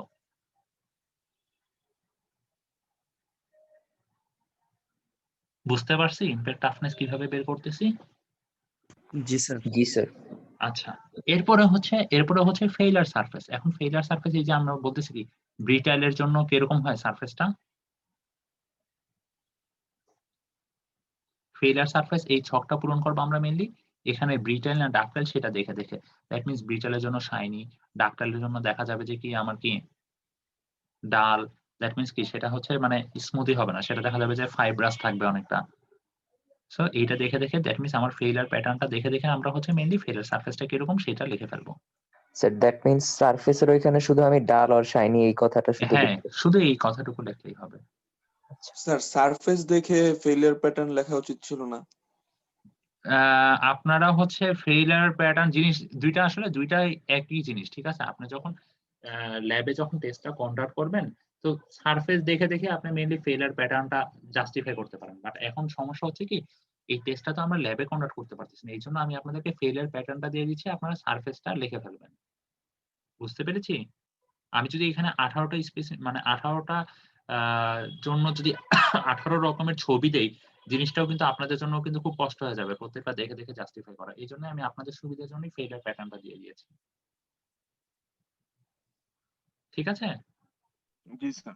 নাকি আপনারা চান আমি ফেইলার প্যাটার্ন গুলো মুছে দিই, তারপরে হচ্ছে আমি ছবি দিয়ে দিব প্রত্যেকটা জায়গায় দিব? না না স্যার, স্যার, এটাই ঠিক আছে স্যার। ছবি দেওয়ার কথা বলি নাই, মানে বলছি যে এই লেখাটাই হ্যাঁ, যেটা মানে ল্যাবে চারপিস যদি যেটা কন্ডাক্ট করতেন, সেটা। তাহলে আমরা জি হচ্ছে এই যে জি ফেইলার যে সারফেসটা দেখে কিন্তু আমরা বুঝতে পারতাম যে এটা কি ডাকটাইল নাকি এটা ব্রিটাইল, তাই না? সো এই ল্যাব সংক্রান্ত আর কোনো মানে ডাটা শিট নিয়ে আর কারো কোনো কোশ্চেন আছে যে ডাটা শিট কিভাবে ফিল আপ করবো বুঝতেছি না? জি না আর স্যার। ইউনিট, এই যে ইউনিট প্রত্যেকটারই আপনাদের ইন্ডিকেট করে দেওয়া আছে। এরিয়ার জন্য মিলিমিটার স্কয়ার, আর এই 8 তারপরে এই ডেপথ এগুলা কি প্রত্যেকটা মিলিমিটারে আমার। ঠিক আছে? এইচআরবি এর কোনো ইউনিট নেই। এইচআরবি হচ্ছে একটা ইউনিটলেস। তারপরে হচ্ছে এই ইমপ্যাক্ট টাফনেস এর যে ভ্যালুটা পাবো সেটা হচ্ছে জুল পার মিলিমিটার স্কয়ারে। ঠিক আছে? তারপর অ্যাবজর্ব এনার্জি ই এর ভ্যালুটা হচ্ছে জুলে। দ্যাট মিনস আমাদের ডাটা শিট কারো কোনো সমস্যা আছে, যদি সমস্যা থাকে এখনই বলেন। এখানে খেয়াল করবেন এই যে টেবিল 1টা কিন্তু 4P জন্য এই যে উল্লেখ করে দেওয়া আছে। এই 4P জন্য ভ্যালু কোনগুলো ফলো করব? এই ফার্স্ট টেবিলটা। আর ইজোটের জন্য শুধুমাত্র এই টেবিলটাই ফলো করব। এখানে আলাদা করে সব specimen wide, depth, at notch দেওয়া আছে। সো আইজোটের জন্য এই টেবিলটা। ঠিক আছে? ডাটা শিট নিয়ে কারো কোনো কোশ্চেন আছে? স্যার বলেন। বললাম জি না স্যার, নাই। আচ্ছা আচ্ছা, ঠিক আছে। আচ্ছা, যদি ডাটা শিট নিয়ে কোশ্চেন না থাকে তাহলে আমাদের কি কি টাস্ক করতে হবে এই ল্যাবের জন্য? আমরা ওই টাস্ক গুলাতে চলে যাই। আমরা ডাটা শিটটা ফিল আপ করবো। এরপরে হচ্ছে আমরা মেইনলি স্যার ম্যানুয়ালে একটা টেবিল 2 আছে, ওটাকে লিখতে হবে? না, আপনারা হচ্ছে এই টেবিলটা দেখে দেখে এই টেবিলগুলো লিখবেন। এই টেবিলগুলো ফিল আপ করবেন, এই টেবিলটাই লিখবেন। আমি যে টেবিলটা দিয়েছি ডাটা শিট। ঠিক আছে? এরপরে হচ্ছে আমরা চলে যাচ্ছি। সো টেস্টটা আমরা কিভাবে কন্ডাক্ট করতেছি সেই টেস্টের প্রসিডিউরটা আমি আপনাদের দেখিয়েছি মাত্র। ঠিক আছে? এই যে দেখেন এখানে বিভিন্ন রকমের স্পেসিমেন দেওয়া হয়েছে। আমি আপনাদের একটু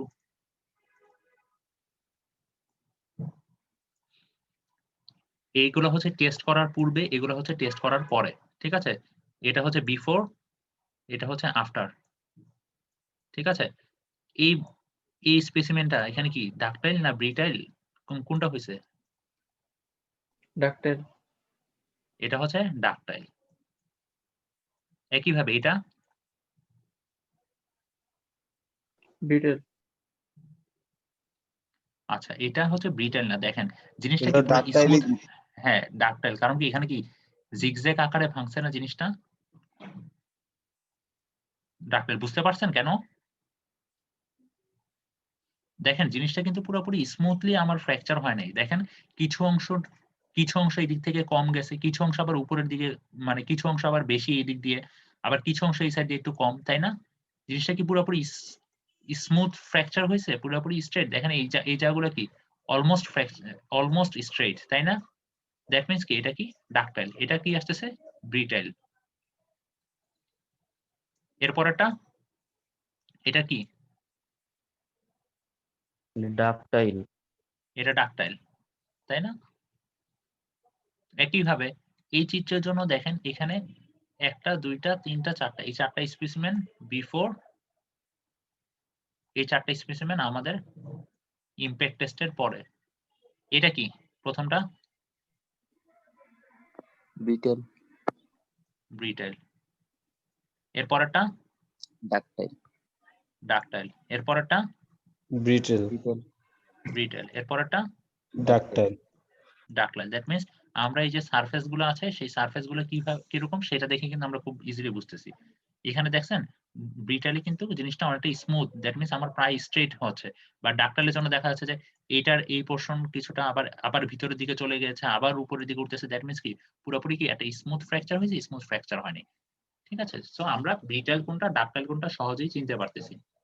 কারো কোনো সমস্যা আছে ফেইলার নিয়ে?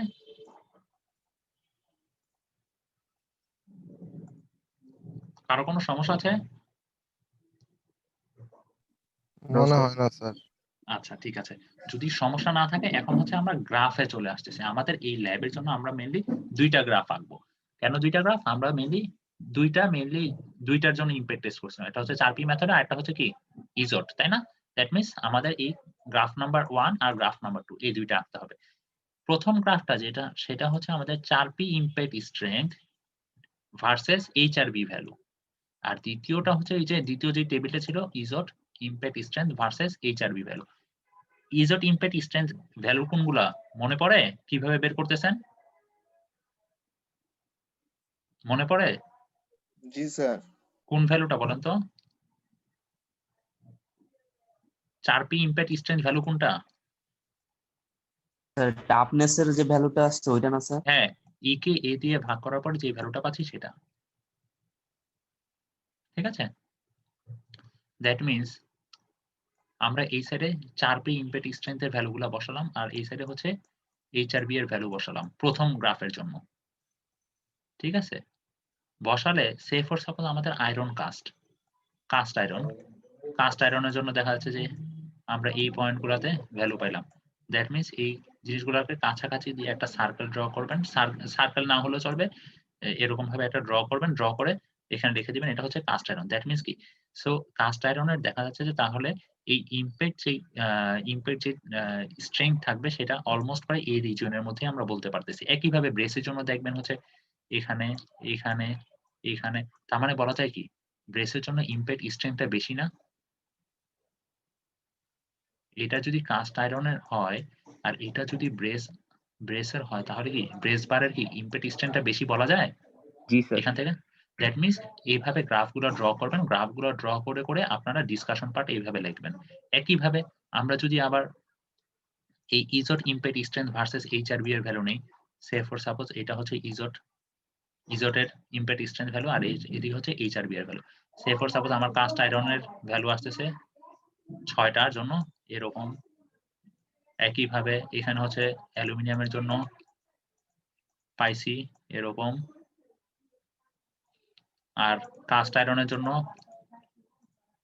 দেখা যাচ্ছে যে কিছু ভ্যালু দেখা যাচ্ছে কাস্ট আয়রনের আমরা। আচ্ছা এখানে একটা জিনিস একটু মেনশন করে দিই, আপনাদের এরকমও আসতে পারে কারণ আমি প্রত্যেকটা ডাটা কিন্তু টেস্ট করে দেখি নাই।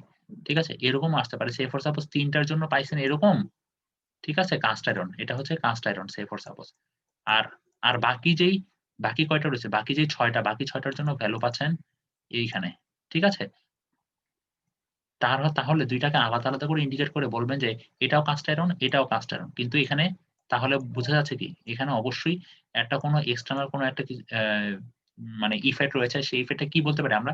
টেম্পারেচার ইফেক্ট রয়েছে, যেই জন্য আমার এই কাস্ট আয়রন হওয়া সত্ত্বেও তাদের ইমপ্যাক্ট স্ট্রেংথের ডিফারেন্স দেখা যাচ্ছে। ঠিক আছে, এই উপরেরটা ইমপ্যাক্ট স্ট্রেংথ বেশি, নিচেরটা কম। ঠিক আছে, তারপর হচ্ছে সে ফর সাপোজ এটা হচ্ছে অ্যালুমিনিয়ামের জন্য ইমপ্যাক্ট স্ট্রেংথ। স্যার আমরা কি এভাবে মানে ডট বসে তারপর হচ্ছে সার্কেল করে দিব? হ্যাঁ এক্স্যাক্টলি, পুরোপুরি সার্কেল না, জিনিসগুলা এমন ভাবে এই বাউন্ডারিটা ড্র করবেন যাতে এই সবগুলা পয়েন্টগুলোর কাছাকাছি দিয়ে যায়, বাউন্ডারিটা সবগুলা পয়েন্টের কাছাকাছি দিয়ে যায়। দ্যাট মিন্স এই বাউন্ডারি দিয়ে বোঝাচ্ছে যে সেই রিজিয়নটা প্রায় অলমোস্ট, যে ইমপ্যাক্ট স্ট্রেংথের যে রিজিয়নটা প্রায় অলমোস্ট এই রিজিয়নের মধ্যেই হবে ইমপ্যাক্ট স্ট্রেংথের। ঠিক আছে, বোঝা যাচ্ছে? জি স্যার। তার মানে আমরা গ্রাফটা কিভাবে আঁকবো? কারো কোনো কোশ্চেন আছে গ্রাফ নিয়ে? স্যার একটা গ্রাফে তো একটাই থাকবে না স্যার, হ্যাঁ, এরকম তিনটা বাউন্ডারি হবে। না, একটা গ্রাফে প্রথমটা হচ্ছে আমরা গ্রাফ পেপার হবে আমাদের মেইনলি দুইটা। একটা হচ্ছে 4P'র জন্য, 4P'র জন্য এখানে কাস্ট আয়রনের একটা, ব্রেসে একটা, তারপরে আবার আয়রন, অ্যালুমিনিয়াম আয়রন, মানে তিনটাই মানে তিনটা যে আমরা যে স্পেসিমেন নিয়েছি তিনটে স্পেসিমেন কি একটা গ্রাফেই বসাবো। বুঝা গেছে? দ্যাট মিন্স 4P'র জন্য আমার একটা গ্রাফ পেপার আর হচ্ছে আরেকটা গ্রাফ পেপার হচ্ছে ইজোটের জন্য। বুঝা গেছে? জি স্যার। কারো কোনো সমস্যা আছে? গ্রাফ পেপার কিভাবে কি করব এটা নিয়ে কারো কোনো সমস্যা আছে?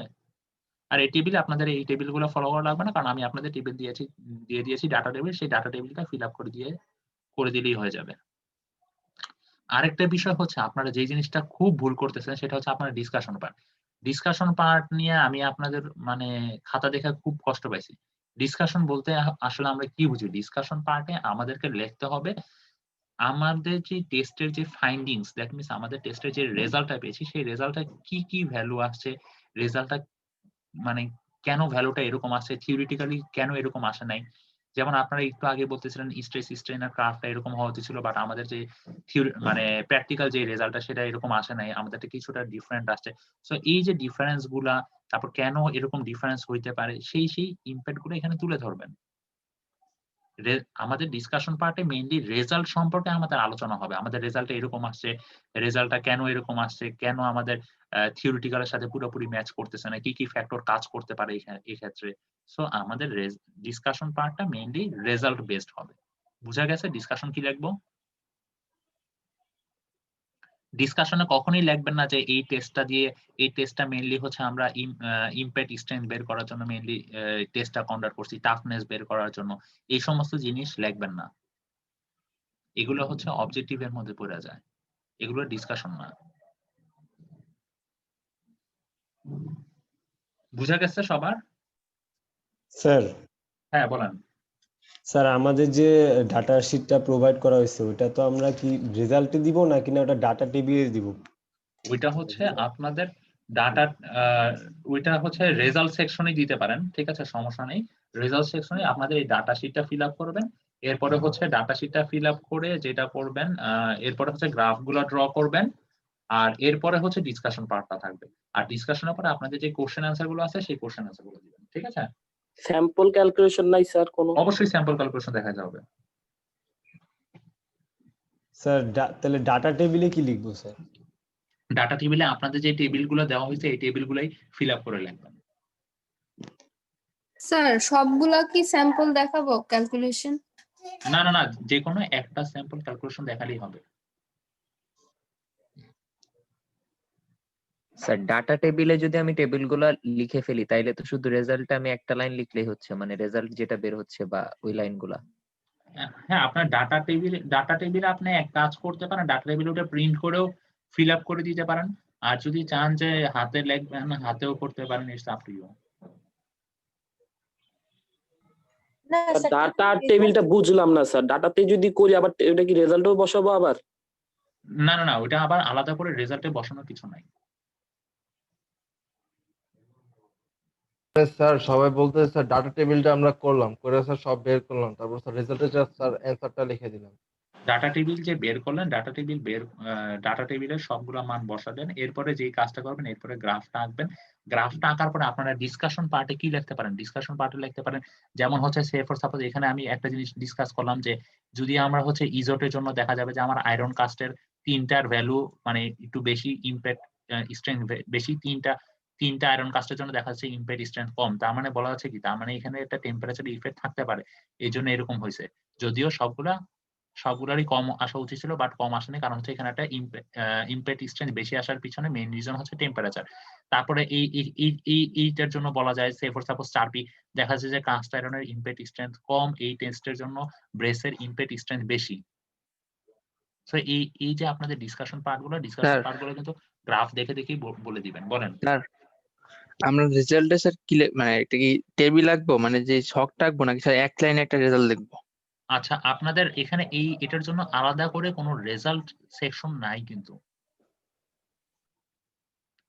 স্যার ম্যানুয়ালি দুইটা টেবিল দেওয়া আছে, আচ্ছা, একটা স্যার ডাটা তাইলে টেবিল, রেজাল্টের তাহলে স্যার আমরা রেজাল্ট বাদ আপনাদের দিয়ে রেজাল্ট ফেলি। সেকশনে শুনেন, আপনাদের রেজাল্ট সেকশনে এই যে এখানে টেবিল দেওয়া আছে না, এই যে 4P আর হচ্ছে এই যে ইজোট, এই দুইটা টেবিল কিন্তু আমি আপনাদের দিয়েই দিছি, দেখেন। জি স্যার, এই দুইটা তাহলে স্যার আমরা ডাটা টেবিল মানে বাদ দেবো?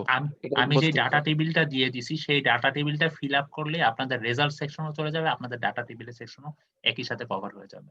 তাহলে স্যার আমরা রেজাল্ট বাদ দিয়ে করলে তো অসুবিধা হ্যাঁ, নেই। রেজাল্টে আপনাদের কিছুই লেখার দরকার নেই, রেজাল্টের কোনো পয়েন্ট দরকার নেই। তাহলে গ্রাফের পরে স্যাম্পল ক্যালকুলেশন তারপরে ডিসকাশন। আপনার গ্রাফের আগে স্যাম্পল ক্যালকুলেশনটা দিবেন, আপনাদের ডাটা টেবিলটা দিলেন, আমার যে ডাটা টেবিলটা সেই ডাটা টেবিলটা দিলেন, এরপরে একটা স্যাম্পল ক্যালকুলেশন দেখালেন, এরপরে স্যার হ্যাঁ বলেন। স্যার ফার্স্টে ডাটা টেবিল, তারপর স্যাম্পল ক্যালকুলেশন, তারপর গ্রাফ, তারপর ডিসকাশন, তারপর অ্যাসাইনমেন্ট। হ্যাঁ, তারপরে হচ্ছে যে অ্যাসাইনমেন্টের কোশ্চেনগুলো আছে সেই অ্যাসাইনমেন্টের কোশ্চেনগুলো। ওকে। স্যার আমি যদি ম্যানুয়াল অনুযায়ী টেবিল দুটা করি তাহলে কি প্রবলেম হবে? ম্যানুয়াল অনুযায়ী যদি টেবিলগুলো করতে চান করতে পারেন, it's up to you. But আমি তো আপনাদের সুবিধার জন্য টেবিল একদম পুরোপুরি মানে মেক করেই দিয়েছি। জি স্যার, স্যার আপনি তো টেবিল দিয়ে দিচ্ছেন, শুধু শুধু ম্যানুয়ালি আমার জন্য আমার কাছে মনে হয় আপনাদের ওইটা করলেই সুবিধা হয়। আর ম্যানুয়ালের যেটা আপনাদের গ্রুপ, এখানে কোনো গ্রুপ এখানে তো কোনো গ্রুপিং করে দিচ্ছি না, যেহেতু আপনারা টেস্টার ল্যাবে কন্ডাক্ট করছেন না। সেইজন্য ওই গ্রুপ পোরশন বাদ কিছু অংশ মডিফিকেশন করা, ওই মডিফিকেশন আমরা গুলো স্যার গ্রুপ সহই আমি আমার ডাটা টেবিলটা দিয়ে দিয়েছি। আমরা স্যার ওই জি স্যার ওইটা যেটা আছে দেওয়া ওইটাই করবো স্যার আমরা। হ্যাঁ, ওইটা করলেই মনে হয় ভালো হয় আপনাদের জন্য। জি স্যার, ঠিক আর আছে। তারপরে যদি করতে চান ম্যানুয়ালের মতো করতে পারেন, এটা আপনার চয়েস। সো নেক্সট ল্যাব থেকে আমি আপনাদের ডিসকাশন পার্টে কোন রকমের উল্টাপাল্টা পয়েন্ট আমি অ্যালাউ করব না। ঠিক আছে? কারো যদি কোনো কোশ্চেন না থাকে তাহলে আমি এখানে হচ্ছে আমাদের যে ভিডিও রেকর্ডিংটা আমি তাহলে অফ করে দিব। স্যার একটা প্রশ্ন ছিল। হ্যাঁ, বলেন। আপনি যে ডিসকাশনের যে ব্যাপারটা বললেন যে স্ট্যান্ডার্ড আমাদের গ্রাফটা এরকম হবে বা আমাদের হচ্ছে যেরকম আসছে, তো আমরা এটা দুইটার মধ্যে তুলনা করব। তো সেই ক্ষেত্রে আমরা স্ট্যান্ডার্ড গ্রাফটা আপনি আজকে দেখাইছেন বলে আমরা দেখতে পারছি, বাট আমাদের কাছে তো কোনো বই নেই। সো স্ট্যান্ডার্ড গ্রাফটা কিরকম ওইটা তো আসলে এই জন্য মানে হচ্ছে এই যে আজকে যে ইয়াটা করব, আসলে আজকেরটার জন্য কোনো স্ট্যান্ডার্ড গ্রাফ নাই। ঠিক আছে? আপনি যে গ্রাফ পেপার রাখবেন, সে ফর সাপোজ এখানে কাস্ট আয়রনের জন্য দেখা যাচ্ছে কাস্ট আয়রনের যে স্ট্রেংথ পাচ্ছেন, ইমপেট স্ট্রেংথ, সেটার তুলনায় দেখা যাবে যে ব্রেসের ইমপেট স্ট্রেংথ বেশি। এই জিনিসগুলা গ্রাফ দেখে ডিসকাস করবেন ডিসকাশন পার্টে। ঠিক আছে? আর স্ট্যান্ডার্ড যে গ্রাফ, ওই যে আগের যেটাতে বললাম যে স্ট্রেস স্ট্রেন, এটা আসলে স্ট্যান্ডার্ড না, ওটা হচ্ছে থিওরিটিক্যাল। থিওরিটিক্যালি এরকম আসার কথা, বাট আমরা যখন ল্যাবে করতেছি তখন দেখা যাচ্ছে যে কিছুটা মানে ডিফারেন্স আসে। স্যার আমাদের গ্রাফ যেরকম আসবে স্যার ওইটাই আমরা ডিসকাস করব। হ্যাঁ, গ্রাফ যেরকম আসবে সেরকম জিনিসগুলোই আপনারা ডিসকাস করবেন ডিসকাশন পার্টে। ডিসকাশন পার্টে কোনো উল্টাপাল্টা কিছু লাগবে না। ঠিক আছে? জি স্যার। আর কারো কি